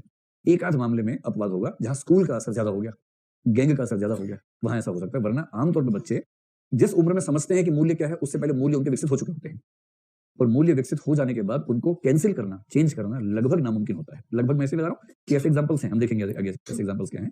तो आप बताएंगे कि अच्छे मूल्य भी हो सकते हैं, डिपेंड करता है कि पेरेंट्स का मूल्य बोध क्या है, और बुरे में आप कह सकते हैं कि वो कट्टर हो सकते हैं, रूढ़िवादी हो सकते हैं, सांप्रदायिक हो सकते हैं, रंग भेदवादी तो भारतीय समाज में लगभग हर परिवार के मूल्य हैं। बड़ी दया आती है, छोटी छोटी बच्चियां हैं, उनकी मम्मी क्या करती है, पाउडर पोत देती है उनके मुंह पे। किसी शादी में जा रही होती है, 3-4 साल की बच्ची पाउडर पोत दिया उसके मुंह पे। बच्ची को अच्छा क्यों लगेगा, कह रही क्या लगा मेरे मुंह पे, कह रही मुंह देखा कभी, क्या लगा मुंह पे, ठीक से बन के जाओ बाहर। लोग क्या सोचेंगे? ये वाली हंसी बड़ी अच्छी थी, थोड़ा रुक के आई थी। उसके बाद क्या होता है कि 7-8 साल के अभ्यास के बाद वो बच्ची खुद ही पाउडर के बाहर निकलती ही नहीं, फिर पर्स में 3-4 रखती है साथ में, जहां थोड़ा सा पानी बरस गया खट से कहीं गई वहां लगाया उसको। और उसके बाद फिर उसे पता है जैसे वैल्यूज में फाउंडेशन वैल्यू होती है, ऐसे मेकअप में भी फाउंडेशन पहले लगाने है, वो बेसिक होता है, बेसिक है, उसके ऊपर कई परतें उसके बाद लगाई जाएंगी, और फिर अलग ही चेहरा सामने आता है। कल एक वो वीडियो बड़ा वायरल हो गया, उस महिला का जो कोई मंडल है, क्या इससे किसी को क्यों अच्छा लग सकता है? और अक्सर आप देखेंगे कि थोड़ा ज्यादा मेकअप होने के बाद आदमी डरावना हो जाता है, लेकिन तब भी शौक होता है, शौक बड़ी चीज है। चलिए 3 बातें हो गई। तो परिवार के जो मूल्य पे असर है, समय कौन सा है, तरीका कौन सा है, कौन से मूल्य हैं। अंतिम बात है उसका इंपैक्ट, प्रभाव। आप बताएंगे कि इसका इंपैक्ट जीवन में सबसे अधिक होता है, सर्वाधिक। दुनिया में सबसे शानदार व्यक्ति जो भी आपको मिलेंगे, आप पाएंगे कि उनका बचपन ऐसा गुजरा कि उनका मूल्य विकसित होने का प्रोसेस ठीक रहा। लगभग अपवादहीन तरीके से ये बात कही जा सकती है। इसलिए एक पॉइंट ये भी आता है कि यदि किसी को बचपन ठीक से नहीं मिला, उसके मूल्य ठीक से विकसित नहीं हुए, इसलिए वो बुरा व्यक्ति बन गया, अपराधी बन गया, और बाद में आपने उसको मार मार के जेल में ठूंस दिया। वो अपराधी इसलिए नहीं बना कि वो ऐसा था, वो इसलिए अपराधी बना कि उसको माँ का प्यार नहीं मिला, परिवार का प्यार नहीं मिला, या एक अच्छे परिवार का साथ नहीं मिला। इसमें उससे कोई दोष नहीं था। तो मूल कारण में वो कहीं नहीं है बेचारा। और एक बहुत रोचक तथ्य यहाँ और देखिए, सीबी मैकफरसन नाम का बड़ा अच्छा चिंतक है, विचारधारा जब पढ़ेंगे मैं जिक्र करूंगा। जॉन रॉल्स का नाम सुना है आप लोगों ने? तो जॉन रॉल्स जिस विचारधारा का व्यक्ति है उसको हम इगैलिटेरियनिज्म कहते हैं, समतावाद, जो सकारात्मक उदारवाद का 20वीं शताब्दी का रूप है, 1950s के आसपास का, उसका नाम है समतावाद। इक्वैलिटेरियनिज्म या इगैलिटेरियनिज्म दोनों शब्द चलते हैं। तो समतावाद में जॉन रॉल्स के समानांतर एक ही चिंतक खड़ा हो पाया, उसका नाम है सीबी मैकफरसन। उसने बड़ी शानदार एक बात कही, आप समझिए। देखिए, इस क्लास का पर्पज ये भी कि समाज को देखने की निगाह हमारी ठीक हो जाए, है ना? उस मोटी स्थूल निगाह से मत देखिए, समाज की समस्याओं को ठीक से समझें। आपने कभी गौर किया कि ज्यादा अपराध निम्न आय वर्ग के लोग करते हैं? कभी आप अगर गौर करेंगे तो फांसी की सजा पाने वालों में आपको दलितों, मुसलमानों या अल्पसंख्यकों और गरीबों की आबादी कम से कम 90% मिलेगी, 90% से ऊपर मिलेगा, जिन्होंने ऐसे अपराध किए जिसके बदले उनको फांसी मिली या फांसी मिलते मिलते रह गई, मतलब बाद में माफ हो गई अलग बात है, लेकिन मिलते मिलते रह गई। तो आप देखेंगे कि जो अपराध के आंकड़े आप पढ़ते हैं, मैं उनकी बात कर रहा हूं, उसमें जघन्य अपराध, खतरनाक अपराध, हिंसक अपराध, चोरी, डकैती, छेड़खानी, बलात्कार, इन अपराधों में आप पाएंगे कि गरीब, दलित, माइनॉरिटीज का अनुपात हमेशा ज्यादा दिखेगा। इसका मतलब ये रत्ती भर भी नहीं कि वो लोग बुरे होते हैं, इसका ये मतलब नहीं है। इसमें एक फैक्टर तो साफ साफ है कि जो अमीर है वो अपराध करके पैसा खिला के बच जाता है, एक फैक्टर ये भी है। दूसरा, अमीर व्यक्ति को अपराध करने की भी जरूरत भी नहीं पड़ती है, उसे वो चीजें आसानी से यूं ही उपलब्ध हैं जिनकी अनुपलब्धता से परेशान होकर गरीब व्यक्ति अपराध करता है, ये फैक्टर भी है। और इसी तरह से कई और फैक्टर्स हैं। अगर आप एक ऐसी जाति में हैं जहां सुविधाएं ज्यादा हैं, पुरुष हैं जहां अधिकार ज्यादा हैं, संसाधन ज्यादा हैं, तो अपराध की जरूरत आमतौर पर आपको वैसे भी कम होनी चाहिए।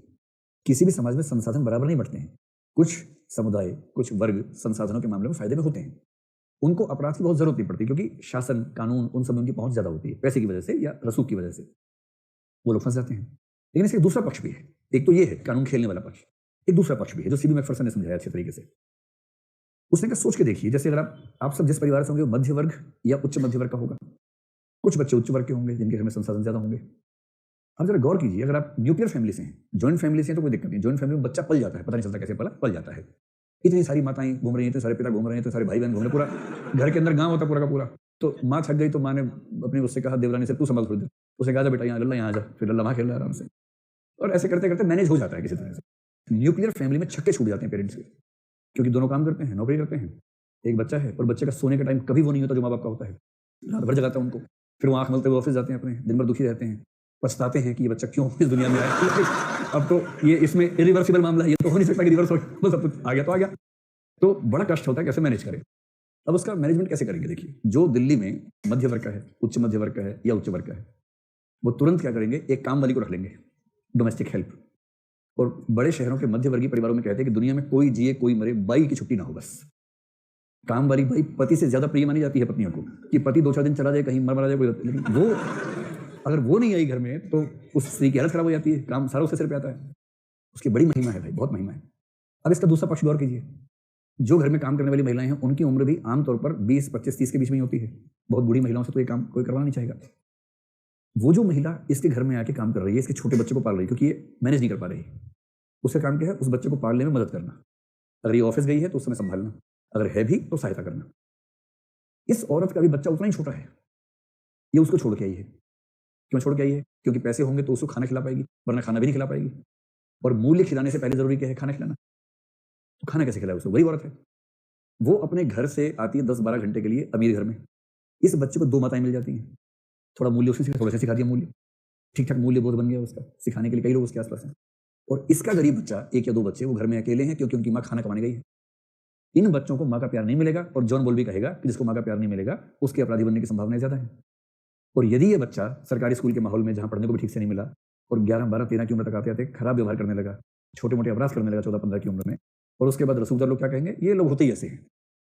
उनकी मोटी बुद्धि में ये नहीं समाएगा कि इस व्यक्ति के ऐसा बनने में सबसे बड़ी भूमिका इसकी है कि इसको इसकी मां नहीं मिली और अमीर बच्चे को 2 माताएं मिली थी परवरिश के समय। ये बात जिस व्यक्ति ने सिखाई वो सीबी मैकफरसन है, और उसने कहा कि अपना विकास करने की शक्ति खत्म हो जाती है गरीब वर्ग की, क्योंकि अमीर वर्ग उनसे उनका परिवार भी छीन लेता है और अपने विकास में उनके परिवार को भी झोंक देता है। तो जब कभी आप सुने कि जघन्य अपराधों में गरीबों की, दलितों की, अल्पसंख्यकों की भागीदारी ज्यादा है, इसकी वजह समझिए। ये मामला बाई चॉइस नहीं होता है, इसके पीछे की परिस्थितियां कैसे काम करती हैं समाज को समझने के लिए बहुत जरूरी है। तो खैर, प्रभाव सर्वाधिक है, और आप कह सकते हैं कि जीवन भर ये प्रभाव, मतलब मोटी सी बात है कि जो मूल्य 6 साल तक बन गए, लगभग पूरा जीवन व्यक्तित्व वैसा ही रहता है, उसमें छोटे मोटे चेंजेस आए तो आए, बहुत बड़ा चेंज आने की संभावना नहीं होती है। लिख पाएंगे 150 शब्दों में? अच्छा, ठीक है। अब दूसरा हिस्सा ले लीजिए कि शिक्षा संस्था की भूमिका क्या है।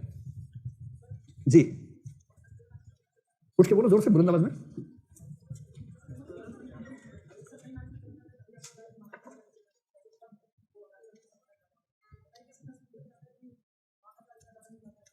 हाँ, ये भी है कि माँ का प्यार ज्यादा मिले तो भी दिक्कत है, बच्चा बिगड़ जाता है लाड़ प्यार से। हाँ, वो तो है, तो माँ को समझदार भी तो होना चाहिए। मतलब माँ थोड़ी समझदार भी हो, खाली प्यार मोहब्बत करने वाली ना हो। और माताओं को गलत फहमी है कि बहुत प्यार करती है, अकेले में देखी कभी, जब बच्चे साथ अकेले में होती है ना, तब देखिए उनका व्यवहार, पूरा दिन का हिसाब पूरा कर लेती है वहाँ पर। ये बात ठीक है, माँ हो या बाप हो, अगर ज़्यादा लाड़ प्यार करेंगे तो बच्चा बिगड़ेगा, वो तो है ही, उसमें माँ की भूमिका क्या है, बाप की भी होती है। पहला बच्चा होता है प्रयोगशाला, उसमें सारे एक्सपेरिमेंट्स होते हैं।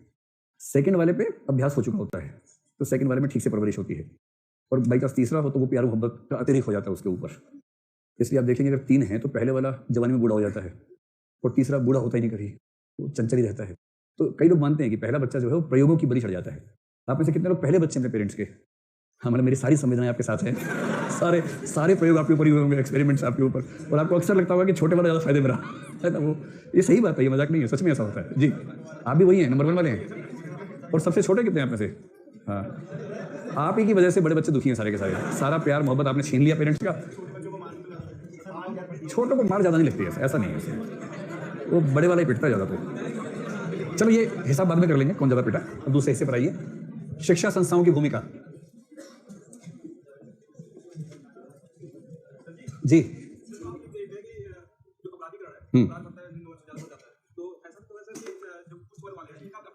उच्च वर्ग के अपराध दिखते नहीं है, दो वजहों से। नहीं समझो तो, उच्च वर्ग एक तो आमतौर पर वैसे अपराध नहीं करता जैसे निम्न वर्ग करता है।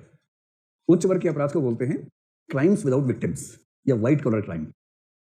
वो क्या करेगा, वो धोखाधड़ी करेगा नीरव मोदी की तरह से। अच्छा, नीरव मोदी ने जो अपराध किया उसकी चोट किसे लगी हमें पता नहीं, लगी हम सबको ही है, पर उसका विक्टिम नजर नहीं आएगा आपको। करप्शन कर लेगा, करप्शन से किसको नुकसान हुआ नजर नहीं आएगा। तो क्राइम्स ऑफ द पावरफुल नाम से एक सिद्धांत है पूरा, उनको बोलते हैं क्राइम्स विदाउट विक्टिम्स। दिखेंगे नहीं आपको, जो शिकार है उनके दिखेंगे नहीं, क्योंकि उनके अपराध सिविल प्रकृति के दिखते हैं। साबित नहीं होते, तो सेकेंडरी बात है। वो अमीर आदमी गली में चाकू लेके किसी का हत्या कर देगा ऐसा नहीं दिखेगा, वो करवाएगा पैसे देके, करेगा नहीं। रेयर है। उस केस में भी हो सकता है कि ड्राइवर ही फंसे अंत में, जो आंकड़े आएंगे उसमें ड्राइवर ही फंसा हुआ दिखेगा। तो आमतौर पे अमीर लोग उन गतिविधियों में सीधे लिप्त नहीं होते, वो अपने पैसे के बल से अपराध करवा लेते हैं, करते हुए नजर नहीं आते। ये बात ठीक है। हाँ बोलो भाई बोलो। 4 दिन रुक जाओ बस। मूल्य, मानसिकता, इंटेलिजेंस और पर्सनैलिटी सब स्पष्ट कर दूंगा एक दिन में। मैं चाह रहा हूँ कि मनोविज्ञान वाले हिस्से में हम पहुंच जाएं एक बार। मनोविज्ञान में पूरी खोपड़ी खोल के दिखाऊंगा सारी, कैसे कैसे होता है सब कुछ, है ना, सब समझा दूंगा। तो मानसिकता का एक हिस्सा मूल्यों से बनता है। अभी का उत्तर ये है, मानसिकता एक बड़ा वर्ग है। मानसिकता में बहुत महत्वपूर्ण कारक के रूप में मूल्य हैं, लेकिन साथ में विश्वास भी हैं, विचार भी हैं, अभिवृत्तियां भी हैं। तो कई चीजें मिलकर मानसिकता बनाती है, उनसे मूल्यों की भूमिका ठीक ठाक रहती है, ज्यादा रहती है। ठीक है जी।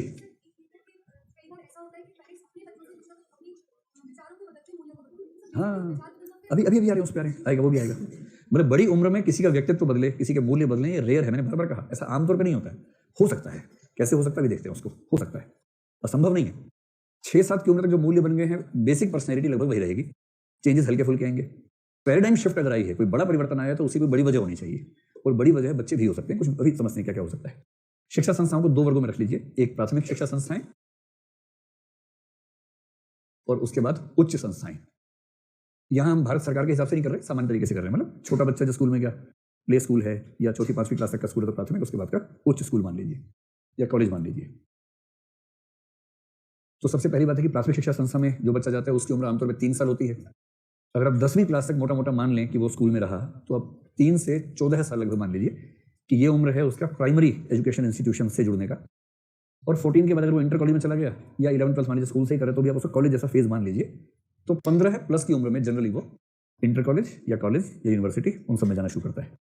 ठीक है, जो प्राथमिक शिक्षा संस्थाएं हैं उनकी भूमिका होती है फाउंडेशन वैल्यू सिखाने की। तो फाउंडेशन वैल्यू का मतलब जीवन के आधारभूत मूल्य।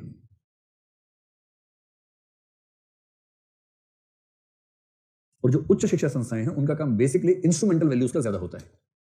इंस्ट्रूमेंटल वैल्यूज का मतलब साधन मूल्य, विशेष रूप से व्यावसायिक मूल्य। क्योंकि अगर आप किसी कॉलेज में हैं और किसी खास प्रोफेशन की तैयारी कर रहे हैं, तो उस प्रोफेशन का जो प्रोफेशनलिज्म है या प्रोफेशनल वैल्यूज हैं, व्यावसायिक मूल्य हैं, वो सिखाने का अभ्यास वहां ज्यादा होता है। जैसे मेडिकल कॉलेज में मेडिकल वैल्यूज को सिखाने का प्रयास ज्यादा होगा। तो वो वैल्यूज आपके जीवन के कोर वैल्यूज नहीं है, फंडामेंटल वैल्यूज नहीं है, वो आपके मतलब एक व्यवसाय विशेष से जुड़े हुए मूल्य हैं, प्रोफेशनल इथिक्स हैं, वो सब ज्यादा रहता है। प्राथमिक विद्यालय में आपके मूल्य सीखने में कौन कौन महत्वपूर्ण होता है? एक तो टीचर होता है और दूसरा होता है पीयर ग्रुप, जो बच्चों का समूह है आपस में। इसलिए स्कूल में बच्चा कैसा बनेगा उसमें टीचर की भूमिका बहुत ज्यादा नहीं होती है, संगति कैसी है उसका बड़ा प्रभाव पड़ता है। इसलिए पेरेंट्स का सबसे बड़ा भय होता है कि बच्चे की संगति ना बिगड़े, और वो हमेशा जासूसी निगाह से देखते हैं किसके साथ घूम रहा है। गुप्ता जी का बेटा तो नहीं है वो? बहुत कोई है क्या? अरे सॉरी भाई, सॉरी, अरे शर्मा जी लगा लो यार, कोई बात नहीं, शर्मा जी लगा लो। मैंने तो वैसे ही बोल दिया है ना, कोई भी एक बच्चा, हर मोहल्ले में एक दो बच्चे छठे हुए बड़े प्रसिद्ध होते हैं ना, तो हर माँ को डर लगता है कि मेरा बच्चा उसके साथ ना घूम रहा हो, बाकी किसी के साथ भी घूमे, तो वो कोई भी एक्सवाइजेड हो सकता है ना, मैंने सोच के नहीं बोला था ऐसा, कोई भी हो सकता है। तो बच्चों की संगति का असर ठीक ठाक है। टीचर की भूमिका भी अच्छी होती है, मतलब छोटे बच्चों पर। असल में टीचर जिस उम्र में उनके जीवन में आता है, परिवार से सीखा है थोड़ा बहुत, अब वो स्कूल गए हैं तो उनके मन में ये भाव रहता है कि स्कूल में मतलब एक बड़ा संगठन है, बड़ा ढांचा है, और टीचर को लेकर बच्चों के मन में एक छवि रहती है जो पहले बाप को लेकर होती है शुरू में। सिगमंड फ्रॉइड हुआ मनोवैज्ञानिक, उसने बाप की बड़ी अच्छी व्याख्या की है। उसने कहा बाप ईश्वर का छोटा रूप है और ईश्वर बाप का बड़ा रूप है। क्रिश्चियनिटी में उसे समझाया। कैसे समझाया? उसने कहा कि जो पिता होता है घर के अंदर, छोटा बच्चा जब अपने घर में आंखें खोलता है, माँ तो उसको बहुत प्यार करती है। पिता का काम बेसिकली अनुशासन बनाना होता है घर के अंदर, प्रेम उसके बस की बात होती भी नहीं, तो अनुशासन ही कर पाता है। तो बच्चा धीरे धीरे देखता है कि जब वो खूब चिल्लाता है, चीखता है, तो माँ प्यार से बात करती है। ये अचानक आता है, शक्ति का प्रयोग करता है, चला जाता है। तो बच्चे के मन में आ जाता है कि ये सुपर पावर है। ये सुपर पावर को हिंदी बोलते हैं सर्वशक्तिमान, ओमनीपोटेंट। तो इसको लगता है कि ये कुछ भी कर सकता है। अच्छा, घर में कहीं शक्ति वाला काम कोई ना कर पा रहा, उसी को बुलाते हैं। जैसे सिलेंडर उठा दो जी, वो महिलाएं ऐसे मामले में कहती है कि नहीं ये तो पुरुष आरक्षण वाला मामला है, आप ही उठाओगे, भरा वो सिलेंडर है। फिर पुरुष आते, भरा सिलेंडर यूं उठा के ले जाते, तो बच्चा देखता रहता है, मानना पड़ेगा इसको, पूरा सिलेंडर उठा दिया इसने, तो बड़ा शक्तिशाली आदमी है। बच्चे के मन में ये सब भाव आते हैं ना। फिर जहां ज्ञान की बात आ जाए, क्योंकि माताओं की भूमिका आमतौर पर परिवारों में क्या है कि उनको पढ़ाई लिखाई का बहुत मौका मिला नहीं है, तो घर के काम में लगी रही, बचपन में बहुत मौका नहीं मिला। अब चेंज आ रहा है इसमें, परंपरागत परिवार की बात कर रहे हैं। तो बच्चा स्कूल जाने लगा है, बच्चा के सवाल पूछता है भारी भरकम टाइप के, साइंस के, मैथ्स के सवाल पूछता है कि माँ त्रिभुज क्या होता है। मैं कहती बेटा पापा आएंगे उनसे पूछ लेना। माताओं को लगता है मैं कहाँ सिर खा पाऊंगी इसमें, उसी का नाम लगा देती हूँ, बताएगा, बाप से पूछ लेना। फिर बच्चा बाप से पूछता है। अच्छा, बाप ने क्योंकि पढ़ाई की है आमतौर पर, उनको ज्यादा मौका मिला होता है पढ़ने का, और ये केवल भारत की बात नहीं, दुनिया भर में ऐसा हुआ है। तो बाप बच्चे के ज्यादा सवालों के जवाब दे पाता है, जिनके नहीं आते उनके भी दे तो देता ही है, झूठ मोटी सही। और ये पहली पीढ़ी इस संसार में है जिसके सामने बाप की चल नहीं रही है, क्योंकि बच्चा गूगल हाथ में लेके बात करता है। बाप से पूछता है पापा बताओ, पापा बोल देते कुछ भी, परंपरा से आदत रही है। बच्चा गूगल कर देता है, क्या पापा कुछ नहीं आता आपको? तो पहले की पीढ़ियों में बच्चे बाप को बोल नहीं पाते थे, क्योंकि बच्चा कहां से पता करे, कोई सोर्स ही नहीं था, अकेला सोर्स बाप था घर में। तो बच्चे के मन में दो भाव आते थे, सर्वशक्तिमान, सर्वज्ञ। इसे सब पता है, कुछ भी पूछ लो। एक मनोवैज्ञानिक एग्जाम्पल दिया कि बच्चा पूछता है कि पापा खरबूजा मैंने खाया, ये मीठा कैसे हुआ, इसमें चीनी कहां से आई? तो बाप बोलता है बेटा जब आप सो रहे थे ना, भगवान जी आए थे, चीनी डाल गए थे इसके अंदर। और बच्चा 10-12 साल तक यही मान के चलता है कि भगवान जी रात को आते हैं, चीनी डालते हैं खरबूजे के अंदर। और कुछ भी हो, मेरे बाप को ये भी पता है, मेरा बाप देख रहा था उस समय, है ना, मेरे बाप को तो ये भी पता है, वो जाके देख रहा था उस समय। तो बच्चे को इतना भरोसा रहता है कि कुछ भी पूछो सब बताएगा, सुपर शक्तिमान है, सुपर नॉलेजेबल आदमी है। जब वो बड़ा होता है ना, उसे अचानक पता लगता है कि इतना झूठ आदमी कोई नहीं है दूसरा, इसने बात बात पर इतने झूठ बोले हैं, इसे कुछ आता वाता है नहीं कम वक्त को। इसलिए 20 साल के बच्चों में, लड़कों में विशेष रूप से, अपने बाप को लेकर नफरत का भाव आप देखेंगे। नफरत का मतलब उसके ज्ञान को लेकर। कोई सवाल होगा ना, बाप जवाब भी देने लगेगा, आप छोड़ दो, आप छोड़ दो, आप रहने दो पापा। उसको पता है कि ये झूठ ही बोलेगा, इसकी बात में तर्क नहीं होगा, तथ्य नहीं होंगे, कुछ भी बोल देगा। इतना विश्वास हो जाता है, जबकि पहले गहरा विश्वास था। और सिगमंड फ्रॉइड ने कहा कि इस समय जब उसको पता लगता है कि ये सब झूठ था, उसे लगता है कि अब मैं किसके भरोसे रहूं। पहले तक भरोसा था, कहीं फंसूंगा बाप मेरे पीछे खड़ा है, ज्ञान में फंसूंगा मेरा बाप मेरे पीछे खड़ा है, अब क्या करूं, कोई है नहीं। फ्रॉइड ने कहा ऐसे समय समझदार व्यक्ति ये मान लेते हैं कि उनके पीछे कोई नहीं है, वो खुद ही अपने प्रति जिम्मेदार हैं। और डरपोक लोग एक दूसरे बाप की खोज करते हैं, और वही बाप ईश्वर है। इसलिए ईश्वर भी क्या है, सर्वशक्तिमान है, सर्वज्ञ है। उसमें वही सारे गुण इनफाइनाइट और एब्सोल्यूट लेवल पर हैं जो सारे गुण घर के अंदर उसने अपने बाप में एज्यूम किए हुए थे। और क्योंकि बाप का भ्रम टूट गया, इसलिए ईश्वर का भ्रम पैदा करता है। एक साइकोलॉजिकल क्रच है, एक मानसिक बैसाखी है ईश्वर, जो गढ़नी पड़ती है हमें। उसने इसको इस तरह से एक्सप्लेन किया। तो परिवार में पिता की भूमिका बड़ी महत्वपूर्ण है। खैर, टीचर का रोल भी लगभग वैसा होता है, क्योंकि टीचर बच्चों को लगता है सर्वज्ञ। आप किसी 5-6 साल के बच्चे से बात कीजिए, जैसे मेरा बेटा है, उसके स्कूल में एक हिंदी के टीचर हैं, मैं भी हिंदी का मास्टर हूँ, और मुझे भरोसा है कि मैं ठीक ठाक हिंदी जानता हूँ। उसके टीचर के नाम जानते हैं कम से कम। उसका टीचर ठीक है, अच्छा है, लेकिन कुछ गलती कर देता कभी कभी। तो मैंने उसी दिन कॉपी देखी, तो एक आध जगह उसके टीचर ने ठीक का निशान लगा रखा था, जो कि गलत था। मैंने उससे कहा बेटा ये ठीक नहीं है, तो उसने आंख फैला के बोला सर ने लिखा है, पता तो मैं घबरा गया। मैंने सर ने लिखा तो बात ही खत्म हो गई। सर नहीं है, सरकार है एकदम ये तो। और मैम उसके बात वाले, सर तो फिर भी ठीक है, मैम की तो बात ही अलग होती है। मैम ने कहा है, मैम का वाक्य ब्रह्म वाक्य होता है बच्चों के लिए, कि मैम से बड़ा सर्वज्ञ कोई नहीं, वो सर्वज्ञ वही है दुनिया में सबसे बड़ी। बेशक मैम ने स्पेलिंग मिस्टेक कर दी हो, और कहेगा ना डिक्शनरी चेंज करो, क्योंकि मैम ने कहा है। ये जो आस्था होती है टीचर पे, ये उस बच्चे के अंदर मूल्यों को बदलने में ठीक ठाक रोल प्ले करती है। इसलिए कहते हैं कि 5-6 साल के बच्चे को अगर टीचर कुछ प्यार से समझा दे, ठीक से, मार पिटाई से नहीं, अगर टीचर ने थोड़ा सा ध्यान दे दिया, प्यार से बात कर ली, 2 मीठे बोल बोल के कुछ कह दिया, तो बच्चा उसकी नजरों में खुद को साबित करने के लिए कुछ भी करने को तैयार हो जाता है। शर्त है कि टीचर उस बच्चे को एहसास कराए कि उसको वो महत्व दे रहा है और उससे उम्मीद करता है कि वो ऐसा कुछ काम करे। फिर आप देखिए बच्चों का बिहेवियर। इसलिए प्राथमिक स्कूल में बड़ा फर्क पड़ता है। अब देखिए जो हायर एजुकेशन है उसमें जो वैल्यूज हैं इंस्ट्रूमेंटल हैं। और अब मैं उसी बात पे आ रहा हूं जो आपने से किसी ने पूछा था अभी, क्या ये संभव नहीं है कि हायर एजुकेशनल इंस्टीट्यूशन में कोई आधारभूत मूल्य चेंज हो जाए? ऐसा रेयर स्थिति में हो सकता है, सामान्य स्थिति में नहीं होगा। क्योंकि मैंने आपसे पहले ही कहा कि सामान्य स्थिति में सामान्य व्यक्तित्व इस उम्र तक बन चुका होता है और उसके बाद उसमें केवल आप थोड़ा बहुत दशमलव में बदलते रहेंगे उतना होगा, उससे बड़ा परिवर्तन आमतौर पर नहीं होता है। हाँ, ये बात सही है कि प्राइमरी स्कूल का वैल्यू सिस्टम बहुत काम आता है और इसमें ध्यान रखना है, इसमें भी अच्छे बुरे दोनों मूल्य हो सकते हैं। ऐसा नहीं कि स्कूल के मूल्य अच्छे ही होते हैं। अब कोई बच्चा मान लीजिए कि ऐसे स्कूल में पढ़ता है जहां सांप्रदायिकता स्कूल की विचारधारा में ही शामिल है, तो बच्चा क्या सीखेगा? जातिवाद शामिल है मान लीजिए, तो बच्चा जानते न जानते जातिवादी हो जाएगा, क्योंकि उस स्कूल की विचारधारा ही वही थी। आपको पता नहीं कि बहुत सारे स्कूल किसी धर्म विशेष द्वारा खोले जाते हैं, जाति विशेष के स्कूल भी बहुत सारे होते हैं। मैंने ऐसे स्कूल देखे, ब्राह्मण कन्या गुरुकुल, वैश्य विद्यालय, ऐसे बहुत सारे स्कूल देखे। इसका मतलब है कि जाति विशेष के स्कूल है और धर्म विशेष के तो है ही। कोई मदरसा है, कोई सरस्वती शिशु मंदिर है, कोई क्रिश्चियन मिशनरी का स्कूल है। इन स्कूल में कितनी भी कोशिश कर लेंगे आप, किसी न किसी मात्रा में टिल्ट रहता है एक धर्म के मूल्य की तरफ। वहां से पढ़ने वाला बच्चा सब धर्मों को लेकर एकदम न्यूट्रल तो नहीं हो पाएगा, उसके मन में कहीं ना कहीं एक भाव रहता है कि ये वाला धर्म बेहतर है। तो डिपेंड करता है कि कौन से स्कूल में आप हैं, उसके स्कूल के मूल्य कौन से हैं, पक्षी हायर एजुकेशन में केवल अंतिम बात यह समझनी है कि क्या यह संभव है कि उच्च शिक्षा संस्थान में व्यक्ति का मूल्य सिस्टम चेंज हो जाए? संभव है, रेयरली संभव है। कैसे? 2 एग्जांपल लीजिए। पहले एग्जांपल मान लीजिए कोई बच्चा है, मुस्लिम बच्चा है, उसको बचपन में मदरसे में भेजा गया। देखिए मूर्खता जो है ना, भूख के भाव हमारे देश में है। मैंने एक न्यूज पढ़ी, बीएचयू में एक मुस्लिम अध्यापक संस्कृत पढ़ाने का नियुक्त हुआ है, ठीक है, फिरोज सैयद नाम उसका है। संस्कृत साहित्य या संस्कृत भाषा के अध्यापन के लिए सीधी सी बात, एग्जाम हुआ होगा, इंटरव्यू हुआ होगा, उसने एमए किया होगा संस्कृत में, एमफिल पीएचडी कुछ किया ही होगा, तभी तो बीएचयू में आया है। नेट भी क्वालिफाई किया होगा, शायद जेआरएफ भी किया होगा, सब प्रोसेस से पास होकर सिलेक्शन हो गया। और बीएचयू जबकि बड़ा अच्छा संस्थान माना जाता है, मैं आज तक देखा नहीं लेकिन मैंने सुना बहुत है उसके बारे में, वहां के बच्चों ने विद्रोह कर दिया है, इससे पढ़ेंगे ही नहीं। इस संस्कृत कैसे पढ़ाएगा मुसलमान?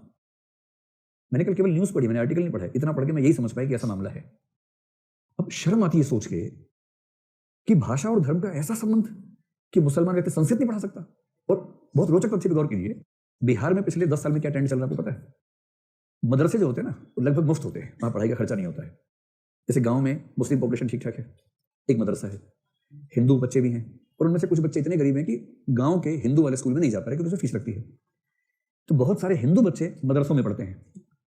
और 5-6 साल पहले पहली बार क्या हुआ बिहार में कि जो मुस्लिम रिलीजियस एजुकेशन है, जिसमें कोई मौलवी बनता है या उसके नीचे के जो पद है वो बनता है, उन एग्जाम्स में हिंदू बच्चों ने टॉप कर लिया।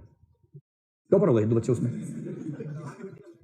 बिहार की मिट्टी की बात नहीं है वो। जब भी ऐसा माहौल में कोई बच्चा पढ़ेगा वो तो करेगा ना। इससे क्या फर्क पड़ता है, बच्चा हिंदू है कि मुसलमान है, इससे क्या फर्क पड़ता है? जो पढ़ाया जा रहा है वो सीख रहा है, एग्जाम दे रहा है ठीक से।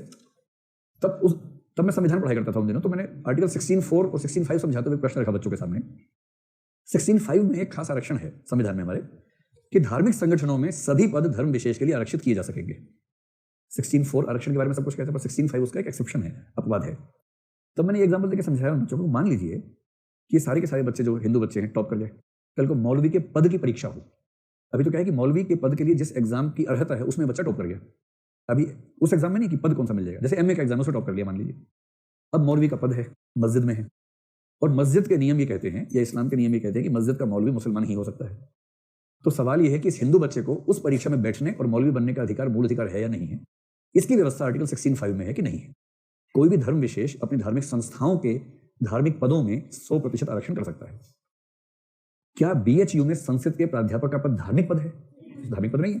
और यदि वो धार्मिक पद नहीं है तो ये विवाद अपने आप में कितना व्यर्थ किस्म का विवाद है।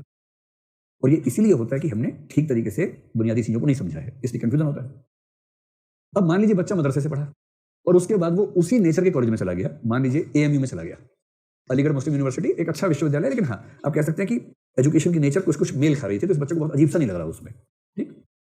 या मान लीजिए दूसरा बच्चा है वो सरस्वती शिशु मंदिर से पढ़ा। आप में से मेरे ख्याल कम से कम 1/4 बच्चे पढ़े होंगे ऐसे स्कूल से, हाथ खड़ा करें कितने बच्चे पढ़े? हाँ 1/4 का तो वही उतना ही है। और उसके बाद जब वो बड़े हुए कॉलेज में गए तो डीएवी कॉलेज में चले गए, दयानंद एंग्लो वैदिक में चले गए, या सनातन धर्म महाविद्यालय में चले गए, एसडीएम हो गए, सनातन धर्म महाविद्यालय में गए। तो आपको बहुत फर्क नहीं पड़ेगा, क्योंकि आप पाएंगे कि जो बचपन में सिखाया था वही यहाँ भी चल रहा है। या कुंदेंदु तो यहाँ भी था, यहाँ भी है, तो कोई खास दिक्कत हो नहीं रही आपको, ठीक लग रहा है आपको। और ऐसे कोई बच्चा पढ़ा मिशनरी स्कूल में, सेंट जोसेफ, सेंट ये, सेंट वो, कुछ ना कुछ सेंट से, या मदर मेरी, मदर तेरी किसी स्कूल से पढ़ा। उसके बाद फिर कॉलेज का नंबर आया तो सेंट जेवियर्स में चला गया, या चला गया सेंट स्टीफेंस में चला गया, किसी ना किसी ऐसे कॉलेज में चला गया पढ़ने के लिए। ठीक, इस बच्चे के मूल्य बोध में कोई खास अंतर नहीं आएगा, जो था वही हल्का फुल्का चेंज होके बना रहेगा। लेकिन कल्पना कीजिए, एक बच्चा मदरसे में पढ़ा, खूब जम के पढ़ा मदरसे में, ग्रेजुएशन कर ली उसने एएमयू से, या ये वाला बच्चा है, दोनों बच्चे ठीक ठाक कट्टर टाइप के हो गए हैं। ये उस मूड में रहता है कि बस, ये भी इस मूड में रहता है कि बस, इसको लग रहा है कि बस 25 करोड़ मुसलमान भारत से हट जाए सब ठीक हो जाएगा, और इसी काम के लिए मेरा अवतार हुआ है। और इसको लग रहा है कि ये जो है ना, ये जो जमीन है नापाक हो गई है, इसको पाक करना है। दोनों ठीक ठाक जिहादी किस्म के लोग हैं, और भगवान ने क्या खेल खेला, दोनों को भेज दिया जेएनयू। समझ रहे क्या होगा इनका? ये 6 महीने लहूलुहान हो जाएंगे वहां जाके, क्योंकि रोज जो इनके टीचर्स वहां बोलेंगे, इनके सिर पे हथौड़े की तरह बजेगा वो। क्योंकि टीचर्स जो बोल रहे हैं वो सब वो बातें हैं जो काफिर बोलते हैं, अधर्मी लोग बोलते हैं, विधर्मी लोग बोलते हैं। उन सब बातों से दुश्मनी कर करके यहाँ तक बड़े हुए थे, और उस टीचर की बात का तार्किक खंडन कर नहीं पा रहे, ये तथ्यों से खंडन कर नहीं पा रहे। आसपास के बच्चे, आसपास का माहौल, सब वैसी बात कर रहे हैं। तो शुरू में 2-4 महीने बहुत जूझेंगे ये लोग, धीरे धीरे उस रंग में रंगने लगेंगे, और 2 साल बाद जब घर जाएंगे ना, फटी जीन्स, फटा कुर्ता, बड़ी दाढ़ी, फटा झोला, और झोले में एक किताब, दास कैपिटल। और अगर मिल गया मदरसे वाला रास्ते में, दूसरा व्यक्ति मदरसे में जो दोस्त रह गया था, जालीदार टोपी, बड़ी दाढ़ी, छोटा पजामा, लंबा कुर्ता, और कह मियाँ तुम कैसे हो गए? अरे कह रहे तुम तो मियाँ के मियाँ रह गए, हम तो इंसान हो गए। यार दाढ़ी काहे कटवानी? कह रहे इस्लाम में दाढ़ी है कि दाढ़ी में इस्लाम है? दाढ़ी मेरी मर्जी, ये क्या बात हुई? ये बहुत बहुत प्रसिद्ध कथन है। ये इस्लाम में ये जो कर्म कांड है उनका खंडन करने के लिए बहुत प्रसिद्ध कथन है कि भूलना नहीं चाहिए कि इस्लाम में दाढ़ी है, दाढ़ी में इस्लाम नहीं है। इसलिए जो दाढ़ी से इस्लाम का फैसला करते हैं, ये उनके लिए कथन है। और ये बात ऐसा थोड़ा कि मुसलमानों के लिए, हिंदुओं के लिए भी हो सकता है। टीका क्यों नहीं लगाया, तिलक क्यों नहीं लगाया? भाई उस व्यक्ति के मूल्य बदल गए हैं। उस 2 साल के माहौल में जहां टीचर, सहयोगी, दोस्त सब लोग एक खास विचारधारा में थे, और उस विचारधारा के तर्क आपकी पहले की विचारधारा की तुलना में ज्यादा मजबूत थे, तथ्यों पर टिके हुए थे, आप पाएंगे कि शुरुआती संघर्ष के बाद धीरे धीरे आपको ढलना ही पड़ेगा, या तो छोड़ के भाग जाएगा। अगर टिक गया वहां तो ये मान के चलिए कि 2-3-4 साल होते होते फिर इसका तेवर एकदम चेंज हो जाएगा। और ऐसी स्थिति में जो शिफ्ट होता है उसको बोलते हैं पैराडाइम शिफ्ट, आधारभूत परिवर्तन, आमूलचूल परिवर्तन, पैराडाइम शिफ्ट, कि जो व्यक्ति गया था और जो निकला है एकदम अलग अलग है व्यक्ति। एक फिल्म में अमिताभ बच्चन बहुत परेशान था, गांव से शहर में आया था, लिफ्ट के बाहर बैठा हुआ था, पहली बार लिफ्ट देखी थी, उसके अंदर कोई गया, थोड़ी देर में कोई और निकला, परेशान क्या चीज है, अंदर कोई गया था, चेंज हो गया, तो बड़ा जिज्ञासु था कि ऐसा कैसे हो रहा है। कुछ वैसा समझ लीजिए कि कोई मदरसे वाला बच्चा या एसएसएम वाला बच्चा चला गया जेएनयू में, तो जब निकलेगा तो वो नहीं होगा जो गया था, वहां से काफी चेंज होकर निकलेगा। तो जो मैंने आपसे बार बार कहा था, जैसे आपने कहा ना कि क्या पेरेंट्स बच्चों से मूल्य नहीं चेंज कर सकते हैं, शर्त है कि वो मूल्य एक तो एक बार ना मिले, बार बार मिले, जगह जगह से मिले। जैसे इसका एग्जांपल पता क्या होता है, आजकल बच्चे स्कूल में पढ़ते हैं ईडब्ल्यूएस, जिसमें एनवायरमेंट वगैरह पढ़ाया जाता है खूब, तो बच्चे पेरेंट्स को बहुत टोकते रहते हैं आजकल घर में। जैसे पेरेंट्स अपनी सामान्य आदत में है, पानी वेस्ट कर रहे हैं, कुछ कर रहे हैं, तो बच्चा बोलता है मैम ने कहा है पानी वेस्ट नहीं करना चाहिए, मैम ने कहा आप तो अनपढ़ जाहिल गंवार टाइप के आदमी हो, ठीक से बत्ती को जला रखी, ऑफ करो उसको, बिजली कई देशों में दुनिया में आप बिजली फूंक रहे हो, तो बच्चे धमका के रखते हैं पेरेंट्स को। लेकिन उससे पेरेंट्स के मूल्य बदलते हैं बहुत आसान नहीं है।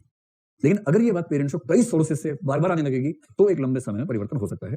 एक जगह से आएगी तो पेरेंट्स पता क्या करेंगे, जैसे बच्चा बाप को देखते पढ़ने लग जाता है, किताब सीधी हो चाहे उल्टी हो, ऐसी बच्चे को देखते बाप लाइट ऑफ कर देगा, लेकिन जब बच्चा नहीं हो तो ऑन रखेगा।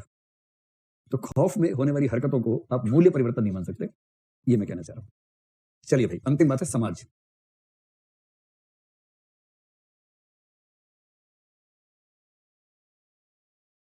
मूल्य सिखाने की प्रक्रिया में समाज की भूमिका। तो पहली बात है, समाज की भूमिका कब आती है, किस रूप में आती है, इसमें कौन कौन से कारक काम करते हैं। 2-3 कारक ध्यान रखेंगे तो बात सही हो जाएगी। अच्छे मूल्य या बुरे मूल्य, कौन सा समाज सिखाता है और इसका प्रभाव क्या होता है।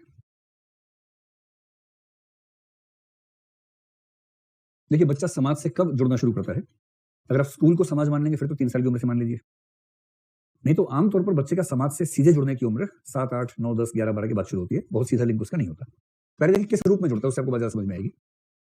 पहली बात होती है कि कौन से सामाजिक समूह उसके संपर्क में है। सामाजिक समूह, पूरे समाज से कोई नहीं जुड़ता है, ना हम जुड़े हैं ना आप जुड़े हैं, कोई जुड़ नहीं सकता है। हम समाज में कुछ व्यक्तियों से जुड़ते हैं, कुछ ग्रुप्स होते हैं हमारे, और ये सामाजिक समूह कौन सा हो सकता है, जो परिवार का एक्सटेंडेड फॉर्म है, खानदान है पूरा, वो हो सकता है। चाचा, फूफा, ताऊ, मामा, नाना, ये सब होते हैं ना, जिनसे बच्चे का मिलना ज्यादा होता है। दूसरा आस पड़ोस या मोहल्ला। बड़े शहरों में तो मोहल्ले वाला भाव ही पैदा नहीं होता। छोटे शहरों और गांवों में रहता है मोहल्ला या टोला, उसका मजा ही अलग होता है। आप लोग छोटे शहरों में तो मोहल्ले वाला भाव समझ रहे होंगे, एकदम पूरा गली में हर बच्चे की खबर रहती है ना। और गांव में तो अलग ही हाल रहता है। चौधरी के बेटे ने शर्मा की बेटी से पेंसिल मांग ली, तो गांव में आग लग गई पूरे के पूरे कि पेंसिल मांग ली है, बस अब देखो। तो हर व्यक्ति को जानता है, उसे घर में घुसा रहता है। बड़े शहर में एनोनिमिटी रहती है कि मतलब किसी को किसी से मतलब नहीं रहता है। इसका फायदा भी है, नुकसान भी है। फायदा ये है कि किसी को मतलब नहीं रहता है, नुकसान है कि मतलब ही नहीं रहता है। समझे दोनों बातें ना। एनोनिमिटी यानी अनामता का फायदा भी है कि लोग आपको जानते नहीं। नुकसान है कि किसी पड़े सड़क पर कोई जान नहीं रहा। फिर फरिश्ता योजना काम आ रही है। दिल्ली सरकार आजकल फरिश्ता योजना चला रही है, और कई लोग फरिश्ता बनने के लिए किसी को गिरा देते, फिर उठा लेते हैं कि हम फरिश्ते हैं। तो सामाजिक समूह में खानदान हो गया, फिर हो गया पड़ोस मोहल्ला। फिर होता है कि जब बच्चा बाजार जाता है, फिल्म देखने जाता है, टीवी देखता है, तो मीडिया में उसको समाज की तस्वीर दिखती है। बाजार गया कुछ सामान खरीदने के लिए, रेस्टोरेंट गया तो वहां आसपास कई लोग दिखते हैं, उनको देखना समझना। बाजार केवल आर्थिक क्षेत्र नहीं होता है। अगर आप देखेंगे ट्राइबल्स में या किसी भी रूरल मार्केट्स का बड़ा फिनोमिना है प्रसिद्ध, एक टॉपिक होता है सोशियोलॉजी में, non economic determinants of economic actions. आर्थिक क्रियाओं के गैर आर्थिक हिस्से क्या होते हैं। तो एक तो जैसे ये कि जब आप कोई सामान खरीदने जाएंगे, अगर दो दुकानदार हैं, दोनों बराबर हैं, एक आपकी जाति का है, एक दूसरी जाति का है, तो ज्यादा संभावना है कि आप अपनी जाति या अपने धर्म वाले व्यक्ति से खरीदेंगे। अब इसमें इकोनॉमिक्स बीच में नहीं आ रही है, ये non economic factor of economic activity हो गया। अपना धर्म, अपनी जाति, अपना समुदाय, अपना खानदान, वो सब। दूसरा आप देखेंगे कि बाजार जैसे क्षेत्रों में जितने लोग जाते हैं, उनमें से मेरे ख्याल से 10% हैं जो खरीदने जाते हैं, बाकी जाते हैं अलग अलग छिपे हुए उद्देश्य लेके जाते हैं कि सौंदर्य दर्शन करेंगे, शायद मिलना हो जाए, चाट पकौड़ी खाएंगे और कुछ गप मारेंगे, थोड़ा चहल पहल रहेगी, मजा आएगा। और गांव की स्टडीज में देखा गया, ट्राइबल या विलेज स्टडीज में, कि गांव में जो हाट लगता है ना हफ्ते में एक दिन वाला, तो एक स्टडी मैंने पढ़ी उसमें सोशियोलॉजी में, तो उसमें क्या था कि हाट लगने वाला है, एक वहां पर जमींदार टाइप का आदमी, बहुत ताकतवर, सबसे पहले 4 पाई लगी है उसके लिए, हुक्का लगा दिया है। अभी हाट की दुकानें सजी रही हैं, पहले 4 पाई पर सज गई उसकी। शाम होते होते जमींदार साहब आ गए, वहां अधलेटी अवस्था में नवाब की तरह बैठे हैं, आसपास 10-15 उनके चेले चपाटे खड़े हुए हैं, हुक्का गुड़गुड़ कर रहे हैं, और लोग फरियाद लेके आ रहे हैं वहां पर। तो उनसे किसी ने पूछा कि यहाँ क्यों बैठे बाजार में? बोले यहीं तो सब मिलते हैं, बाकी कहाँ मिलते हैं।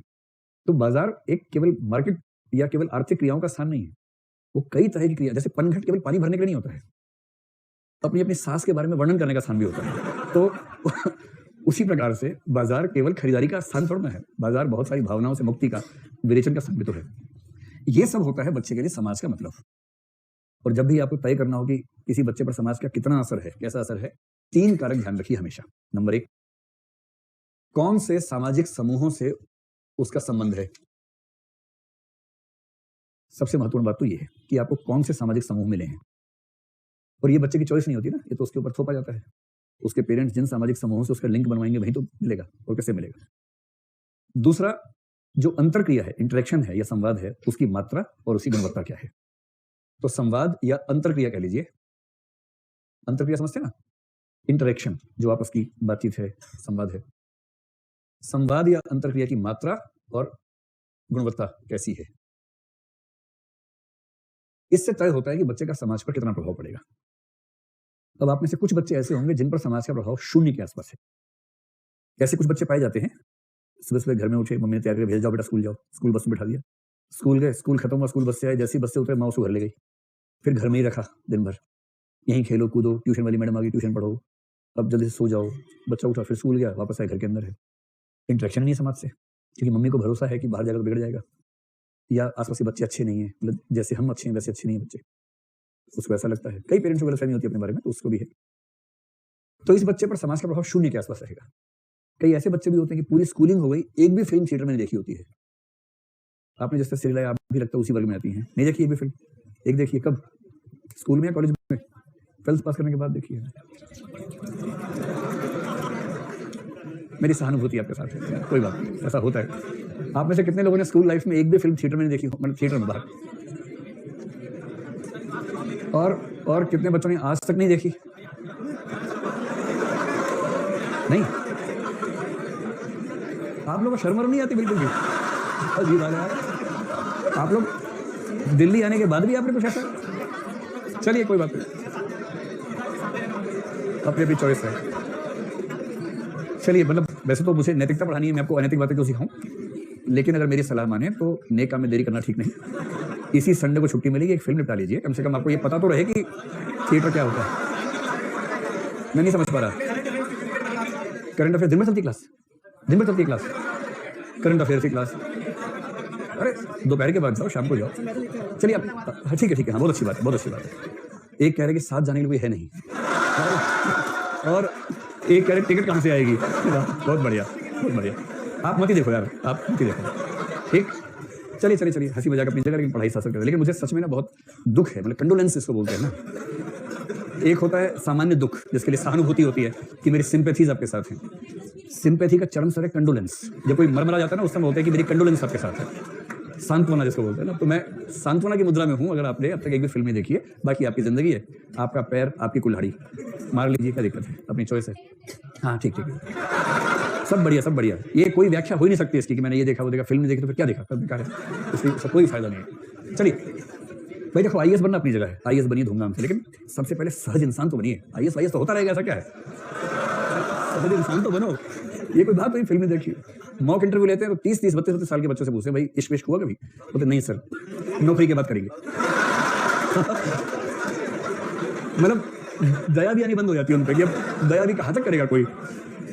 कितना खराब लगता है, सोचिए, है ना। मतलब सहज होना तो पहली शर्त है ना, बाकी सब जीवन में ठीक है, आईएएस बनना, आईपीएस बनना सब ठीक है, लेकिन ऐसा ना हो कि बाद में ये लगे कि जो बेसिक सामान्य बातें थी वो छूट रही। चलिए तो समाज का मतलब क्या हुआ, कौन से सामाजिक समूह और उनके साथ अंतर क्रिया का कैसा लेवल और किस तरह की मात्रा।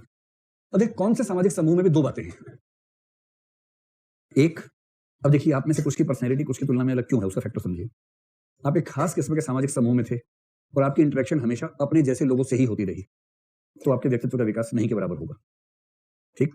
जैसे मेरे पेरेंट्स सनातन धर्म को मानते हैं, सनातन धर्म कन्या या बाल विद्यालय में घुसा दिया, 12वीं क्लास तक वहीं पढ़ते रहे, उसके बाद ऐसा कॉलेज में घुसा दिया, फिर घर से बाहर जहां भी ले गए शादी ब्याह में सनातन धर्म की शादी में ले गए, एक बार पता लगा सम्मेलन में ले जा रहे, वो भी सनातन धर्म का सम्मेलन था। कुल मिला के व्यक्तित्व कैसा हो गया, सनातन धर्म हो गया एकदम।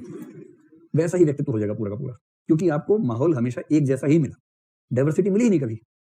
और जिस बच्चे को डाइवर्सिटी मिलेगी, आज इस माहौल में है, कल उस माहौल में है, आप समझ सकते हैं कि उसके व्यक्तित्व के विकास की संभावनाएं ज्यादा होंगी। दो शब्द होते हैं, एक होता है होमोजीनस, एक होता है हेट्रोजीनस। तो अगर आप होमोजीनस ग्रुप से ही जुड़े रहे हैं तो व्यक्तित्व के विकास की संभावनाएं सीमित होंगी। आपके मूल्य पैरोकियल किस्म के, पैरोकियल का मतलब होता है क्षुद्र संकीर्ण किस्म के हो जाएंगे, और यूनिवर्सल इसका विपरीत शब्द है।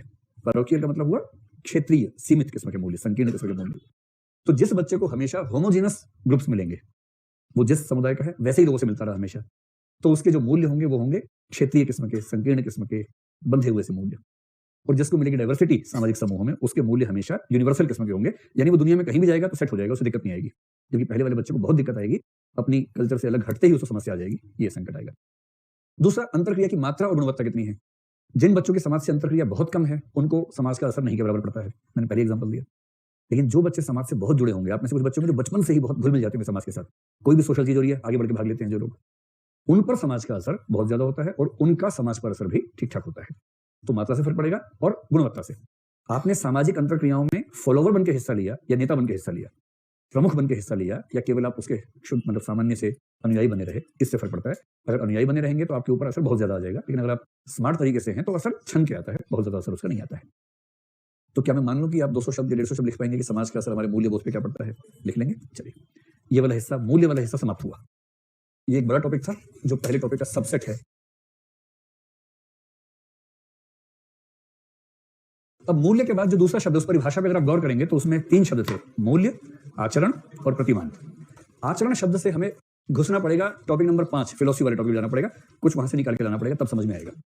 तो आचरण के लिए अंग्रेजी शब्द होता है कंडक्ट, और कंडक्ट करने वाला कंडक्टर। ठीक, आचरण क्या है वो समझेंगे 2 स्टेजेस के बाद। उससे पहले 2 प्रश्नों पर गौर करते हैं। ठीक, पहले ये बताइए कि कुछ काम तो नैतिक होते हैं, ठीक है। मैं एक शब्द लिखता हूं, कृत्य।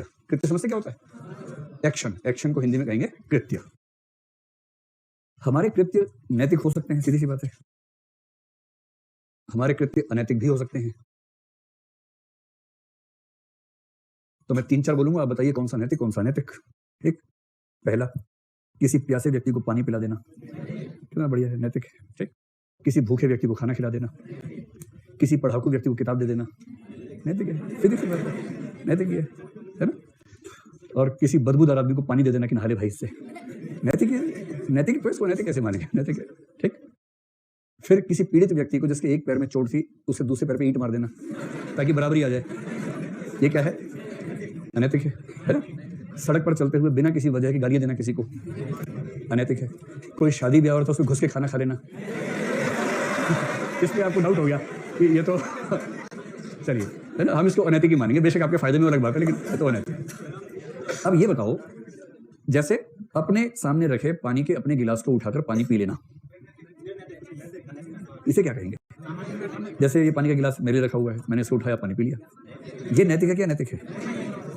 या फिर पंखा चल रहा था, सर्दी महसूस हुई, पंखा ऑफ कर देना, मामला फंस गया ना? इसका मतलब कुछ ऐसे कृत्य हो सकते हैं जिसको आप ना नैतिक कहेंगे ना अनैतिक कहेंगे, यानी इन कार्यों को नैतिक अनैतिक की परिधि में रखना ठीक नहीं है, ठीक है? तो अंग्रेजी में 3 शब्द होते हैं, एक होता है मोरल, एक होता है इमोरल। मोरल यानी नैतिक, इमोरल यानी कुछ लोग जिनका काम होता है ना आत्मविश्वास बढ़ाना, मोटिवेशनल गुरु बोलते हैं इम्पॉसिबल क्या होता है, उसे स्पेलिंग देखो, I am possible, I am possible, मैं संभव हूं। उन मूर्खों को बताओ इमोरल देखो, आई एम मोरल, मैं नैतिक हूं। स्पेलिंग से खेलना समझदारी थोड़ा होती है, मोटिवेशन के लिए फूंक मारते हैं, पंप पढ़ाते हैं, वो अलग बात है, लेकिन ये तो भाषा से खेलना ही तो हुआ, इमोरल, आई एम मोरल, ठीक है? तीसरा शब्द जो है इसके लिए आता है नॉन मॉरल। नॉन मॉरल का मतलब अनैतिक नहीं है, जो नैतिक अनैतिक से परे है, जिस पर नैतिकता का प्रश्न अप्लाई नहीं होता। और इसके लिए हिंदी में 2 शब्द चलते हैं, एक है नीति शून्य कर्म, दूसरा है निर्नैतिक कर्म। निर्नैतिक, जिसको नैतिक अनैतिक से परे मानेंगे। ये कंसेप्ट अगर समझ में आए तो हम आगे बढ़े। तो ऐसे 5 एग्जांपल दीजिए तो जो निर्नैतिक हो। चीखना, कोई शरीफ आदमी जा रहे हैं, देर में चीख पड़े, वो नीचे गिर गया धम से नीचे, तो ये चीखना, चीखना। तो शुभ काम से पहले चीख दिया तो चलो ठीक है। हाँ, मतलब अगर जानबूझ के नहीं चीख रहे हैं तो चीखना निर्नैतिक है। जानबूझ के चीख रहे हैं किसी को डिस्टर्ब करने के लिए तो अलग मामला है, ठीक है? तो चीखना, खांसना और सांस लेना या सांस लेना, सांस, ठीक है, सांस लेना, ठीक है। और क्या है? वॉमिटिंग, वमन, उल्टी करना, ठीक है। और पहले शादी में घुसे खा लिया, अब उल्टी आ रही है आप लोगों को, ऐसे कुछ भी, पानी पीना, इसमें क्या है, घूमना, सैर करना, पढ़ाई करना, सब तो निर्नैतिक काम ही है। सोते समय खर्राटे लेना निर्नैतिक है, नीति शून्य कर्म है। आगे वो समझ में आएगा। खर्राटे लेना निर्नैतिक है क्योंकि आप समाज को नुकसान तो पहुंचा रहे हैं पर जानबूझ के नहीं पहुंचा रहे, आपके चाहने से कुछ हो नहीं पा रहा वहां पर, तो लेते हो अभी नहीं, चलो ठीक है। पड़ोसी कह रहा है कि असर लेता है, इससे कम से कम एक भरोसा जमा कि आपके साथ रहता है, ये अपने आप में खुशी की बात है। वरना मुखर्जी नगर का माहौल तो पता ही क्या है आपको। चलिए, ये सांकेतिक हास्य होता है, आप समझ नहीं पाते कि किसका क्या मतलब है। समझ जाते हैं। अब इसी आचरण को समझने के लिए एक कंसेप्ट और लेके आएंगे। अभी हमने आचरण शुरू नहीं किया है, अभी आचरण को समझने से पहले 2 कंसेप्ट समझने थे। एक ये कि कार्य केवल नैतिक नहीं होते, केवल अनैतिक नहीं होते, निर्नैतिक भी हो सकते हैं, नीति शून्य भी हो सकते हैं, ठीक है? एक दूसरा कंसेप्ट समझेंगे। एक शब्द होता है स्टिमुलस या स्टिमुलाई कह देते हैं, स्टिमुलाई। इसके लिए हिंदी शब्द है उत्प्रेरक, ठीक? स्टिमुलस या स्टिमुलाई और हिंदी में उत्प्रेरक। इसके बाद एक आता है रिस्पॉन्स। रिस्पॉन्स को आप अनुक्रिया या प्रतिक्रिया, इनमें से कुछ भी कह लीजिए। तो उत्प्रेरक, प्रतिक्रिया। ये बताएं कि आपके मन में जब भी कोई विचार आता है, कोई भाव आता है या कुछ करते हैं, उसके पहले कोई वजह होती है या अचानक कुछ भी कर देते हैं? कोई वजह होती है ना। जिस व्यक्ति में वजह दिखनी बंद हो जाए उसको कहते हैं कि अब चिकित्सालय ले जाना चाहिए। जब तक वजह दिखती रहे तब तक ठीक रहता है मामला। जैसे किसी ने जोक मारा, आप जोर से हंसे, कोई कुछ नहीं कहेगा। अब सीरियस पढ़ाई चली, अचानक ठाका मार के हंस पड़े, तो लोग कहेंगे भैया कुछ कोई पेज तो है, तो फिर आप कहेंगे नहीं, कुछ देखना पड़ेगा। और ये 2-3 बार ऐसा हो गया, सब हंस रहे हैं और आप रो रहे हैं, ज़्यादा चिल्ला चिल्ला के रोने लग गए अचानक हंसी मजाक के माहौल में, या सब पढ़ रहे हैं अचानक चिल्लाने लगे उठ के, तो लोग क्या कहेंगे कि लिंक टूट गया है किसके। ये जो रिस्पॉन्स आप दे रहे हैं, उस रिस्पॉन्स के मूल में वो उत्प्रेरक नजर नहीं आ रहा है ना। एक खास किस्म के उत्प्रेरक पर एक खास किस्म की या कुछ खास किस्म की प्रतिक्रियाएं जस्टिफाइड होती हैं। अगर उस उत्प्रेरक से अनुक्रियाओं के उसी रेंज में से आप कुछ अनुक्रिया कर रहे हैं तो कोई खास बात। जैसे किसी ने जोक सुनाया, 2 लोग ठाका मार के हंसे, नीचे गिर गए हंसे, 2 हंसे, 2 मुस्कुराए और दोनों का सुना हुआ पहले से, तो कोई दिक्कत नहीं, क्योंकि ये जो रेंज ऑफ रिस्पॉन्सेज है ये जस्टिफाइड है, एक्सेप्टेड है। लेकिन ऐसे में यदि कोई आंख में आंसू भर ले जोर जोर से और कहे मुझे मेरी माँ की याद आ गई, जबकि जोक माँ पे नहीं था, जोक में कहीं माँ का जिक्र नहीं है, लेकिन वो कह रहे मुझे मेरी माँ की याद आ रही है, कह रहे क्यों याद आ रही है, मतलब इससे ऐसा क्या हुआ, और वो लिंक नहीं बैठ रहा कहीं से भी, तो आप समझ जाएंगे कि मामला कुछ गड़बड़ है। ठीक, तो पहली बात ध्यान रखनी है कि हम कोई भी कार्य बिना स्टिमुलस के नहीं कर सकते, कोई ना कुछ स्टिमुलस होना चाहिए। वो स्टिमुलस भौतिक रूप में आवश्यक नहीं है, मानसिक भी हो सकता है। जैसे बैठे बैठे मुस्कुरा रहे हैं, सामने कोई है ही नहीं, कोई बात नहीं, किसी की याद आ गई होगी, तो मन में तो स्टिमुलस है ना भाई। स्टिमुलस भौतिक रूप में सामने आवश्यक नहीं है, मन में भी हो सकता है, मेमोरी में हो सकता है, स्मृति है, कुछ याद आ गया, उससे मुस्कुराहट आ गई, समझ में आ रहा है, कोई दिक्कत नहीं है। जहां ये लिंक भी ना हो तब एक अजीब सी स्थिति बनती है, अदरवाइज कहीं लिंक है तो कोई दिक्कत है ही नहीं। तो हम जो कुछ भी करते हैं किसी ना किसी स्टिमुलस की वजह से करते हैं, पहली बात। ठीक, और स्टिमुलस कुछ भी हो सकता है, कोई व्यक्ति, कोई वस्तु, कोई घटना, कोई मेमोरी, कुछ भी हो सकता है। और जब हम रिस्पॉन्स देते हैं तो ये रिस्पॉन्स कितने प्रकार का हो सकता है, कितने प्रकार का हो सकता है। जैसे मैं आपको एग्जांपल देता हूं कि आप सड़क पे चल रहे हैं, अपने घर जा रहे हैं, अचानक रास्ते में एक व्यक्ति ने कहा तुम्हारा नाम ये है, आपने कहा हाँ, और 2 गाली दे दी आपको, नाम पूछ के दी, डाउट भी नहीं है किसी और को दे रहा था, आपको ही दिए, नाम पूछ के दिए। ठीक है, पहले कंफर्म किया आपका नाम ये है, हाँ, यहीं से हो, इसी गांव से हो, हाँ, आपका नाम ये है, हाँ, फिर 2 गाली दे दी इसी बात। मान लीजिए ऐसा हो जाए, ऐसा होगा नहीं लेकिन कल्पना कीजिए ऐसा। ठीक, अब उस व्यक्ति ने क्या किया, स्टिमुलस दिया आपको, ये स्टिमुलस है। स्टिमुलस का मतलब एक ऐसी स्थिति जिसमें उत्तेजना हो, कुछ मतलब परिवर्तन आए हमारे मन स्थिति में, उसको बोलते हैं स्टिमुलस। तो स्टिमुलस आमतौर पर बाहर से आता है, कभी कभी मेमोरी से भी आ जाता है। अब उसमें रिस्पॉन्स क्या क्या हो सकता है आपका।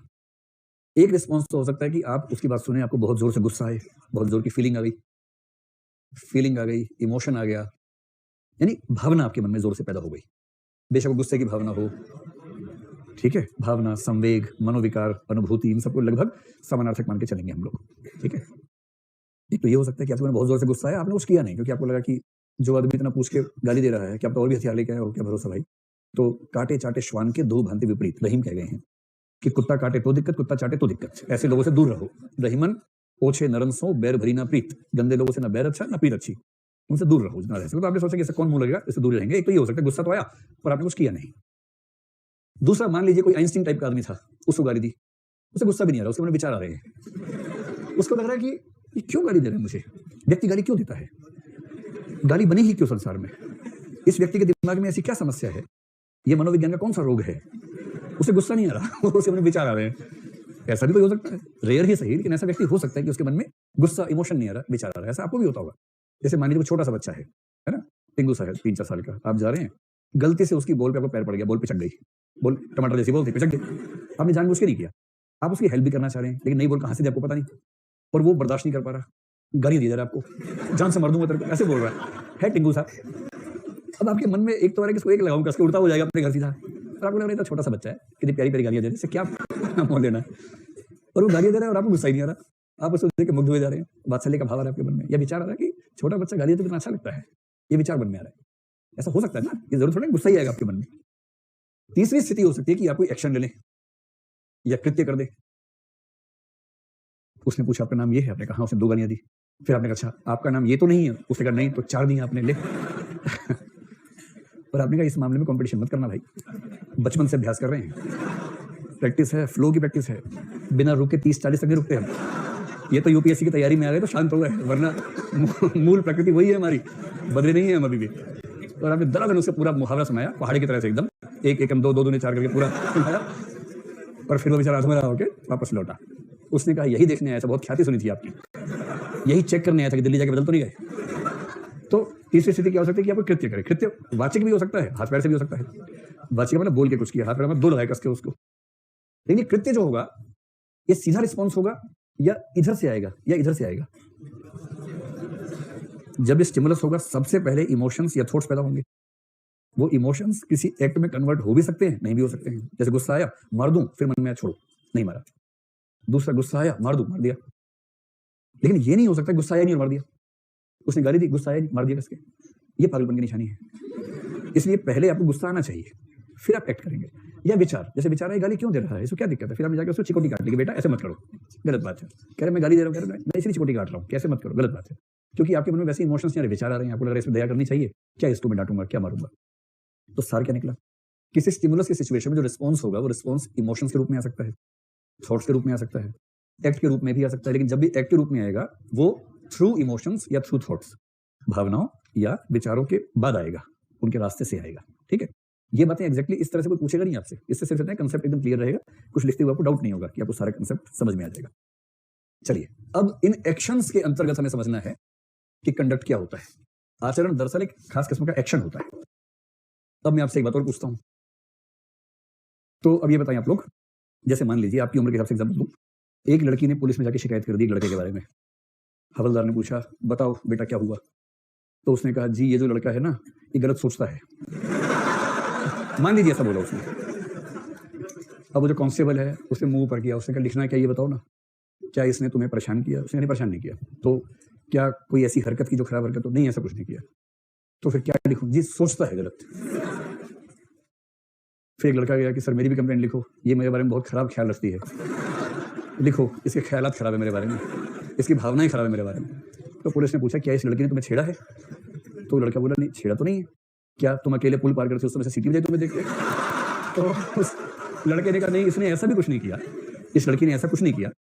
तो पुलिस वाले ने पूछा कि भाई ये बता क्या लिखूं? कि नहीं जी मुझे पता है इसके ख्यालात खराब है मेरे बारे में, इसके इमोशंस ठीक नहीं है मेरे बारे में। तो आपको क्या लगता है पुलिस वाला केस लिखेगा? नहीं लिखेगा। क्या करे बेचारा। तो ये मजाक जो है ना, बड़ा गहरा कंसेप्ट सिखाने के लिए आपको बता रहा हूं। एथिक्स की दुनिया में हमारा हर कृत्य इमोशंस या थॉट्स पे टिका होता है, लेकिन जब तक इमोशंस या थॉट्स कृत्य में कन्वर्ट ना हो जाएं तब तक एथिक्स की दुनिया शुरू नहीं होती है। एथिक्स का मूल्यांकन हमेशा कृत्य से होगा, थॉट्स या इमोशन से नहीं होगा।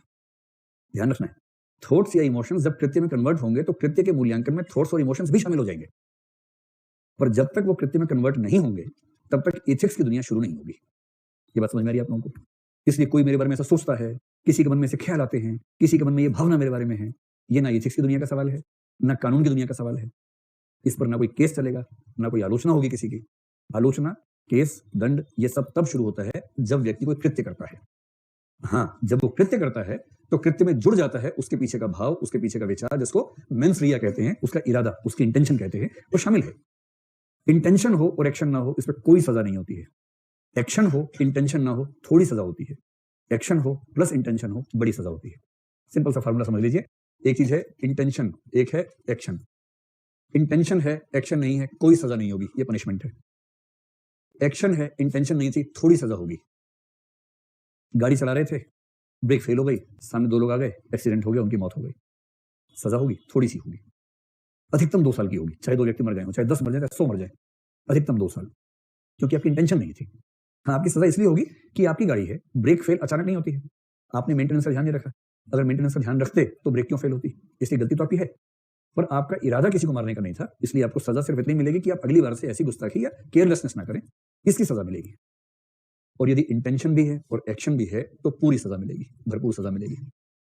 फांसी, उम्र कैद, 10 साल से ऊपर, ये सजाएं जो होती हैं ये तब होती हैं। और ये एथिक्स और कानून दोनों दुनियाओं का सच है। इसलिए जब तक एक्शन नहीं है तब तक आप किसी के नैतिक अनैतिक होने का प्रश्न नहीं उठाएंगे। एक बेसिक बात समझ ली, यहां तक स्पष्ट हुआ? अभी जो एक्शंस होते हैं, एक्शंस किस किस के हो सकते हैं, बस ये आखिरी पॉइंट है, उसके बाद हम आचरण पे आ जाएंगे सीधा, क्योंकि वो बेसिक बातें सारी स्पष्ट हो जाएंगी। एक्शंस हो सकते हैं, पेड़ पौधों के भी हो सकते हैं। आप किसी ऐसे पेड़ पौधे को जानते हैं जो एक्शन करता हो? जैसे छुई मुई, छुई मुई के पौधे को हाथ लगाओ, शर्मा के बेचारी संकुचित हो जाती है, जैसे छुई मुई का पौधा है। पशु पक्षियों के भी हो सकते हैं। अगर आपने किसी पशु पक्षी को पाला हो या आपके घर के आसपास पाला हो तो आप देखेंगे उनसे ठीक ठाक इंटरेक्शन होती है मनुष्यों की, और अच्छे खासा एक्शन होता है। तो जैसे आपके घर पे कोई पशु है, घर पे कोई आया, वो जो भोगने लग गया, तो उसका एक्शन है ना, उसने अपना रिस्पॉन्स दिया वहां पर उस सिचुएशन में। तीसरा ये भी हो सकता है कि किसी मशीन या रोबोट का एक्शन हो, जैसे एलेक्सा का एक्शन। तो आपने कहा एलेक्सा एक गाना सुनाओ, एलेक्सा शुरू हो गई गाना गाने में, तो एलेक्सा का एक्शन तो है ना भाई। या जो गूगल असिस्टेंट है वो गाना सुना रहा है आपको, आपने केवल बोला, उसने गाना गाना शुरू कर दिया, एक्शन तो है। और ऐसी मशीनें आजकल तो बहुत सारी स्वचालित मशीनें जो अपने आप बहुत सारे काम करती हैं आपके इंस्ट्रक्शंस पे। चौथा हो सकता है मनुष्य का एक्शन। तीसरी बात ये समझनी है, तीसरी कौन सी? पहली कौन सी थी? कृत्य केवल नैतिक या अनैतिक नहीं होते, निर्नैतिक भी हो सकते हैं। दूसरी बात, नैतिकता की दुनिया शुरू होती है कृत्य से, केवल इमोशन या केवल थॉट को नैतिक या अनैतिक नहीं मानेंगे जब तक वो एक्ट में कन्वर्ट ना हो जाए। तीसरी बात, एक्ट पेड़ पौधे भी कर सकते हैं, पशु पक्षी भी कर सकते हैं, मशीनें भी कर सकती हैं, पर इनमें से किसी के भी एक्ट को हम नैतिक या अनैतिक नहीं मानते। ये सब हमेशा और हमेशा निर्नैतिक होते हैं। निर्नैतिक कहने का मतलब नैतिकता की परिधि से परे है, इन पर बात ही नहीं करनी है कभी। स्वचालित ट्रेन या स्वचालित कार, कुछ दिन पहले क्या हुआ, अमेरिका में एक कार चल रही थी और उससे एक्सीडेंट हो गया, औरत की मौत हो गई। अब उस कार को दोषी नहीं ठहरा सकते क्योंकि उस कार के पास इंटेंशन हो ही नहीं सकती। नैतिकता की दुनिया का संबंध केवल एक्शन से है और केवल उन एक्शन से है जो मनुष्य करते हैं, और मनुष्य भी सभी नहीं, कुछ मनुष्य करते हैं, सभी नहीं। वो कुछ कौन है ये कल बताएंगे आप, ठीक है? जाइए।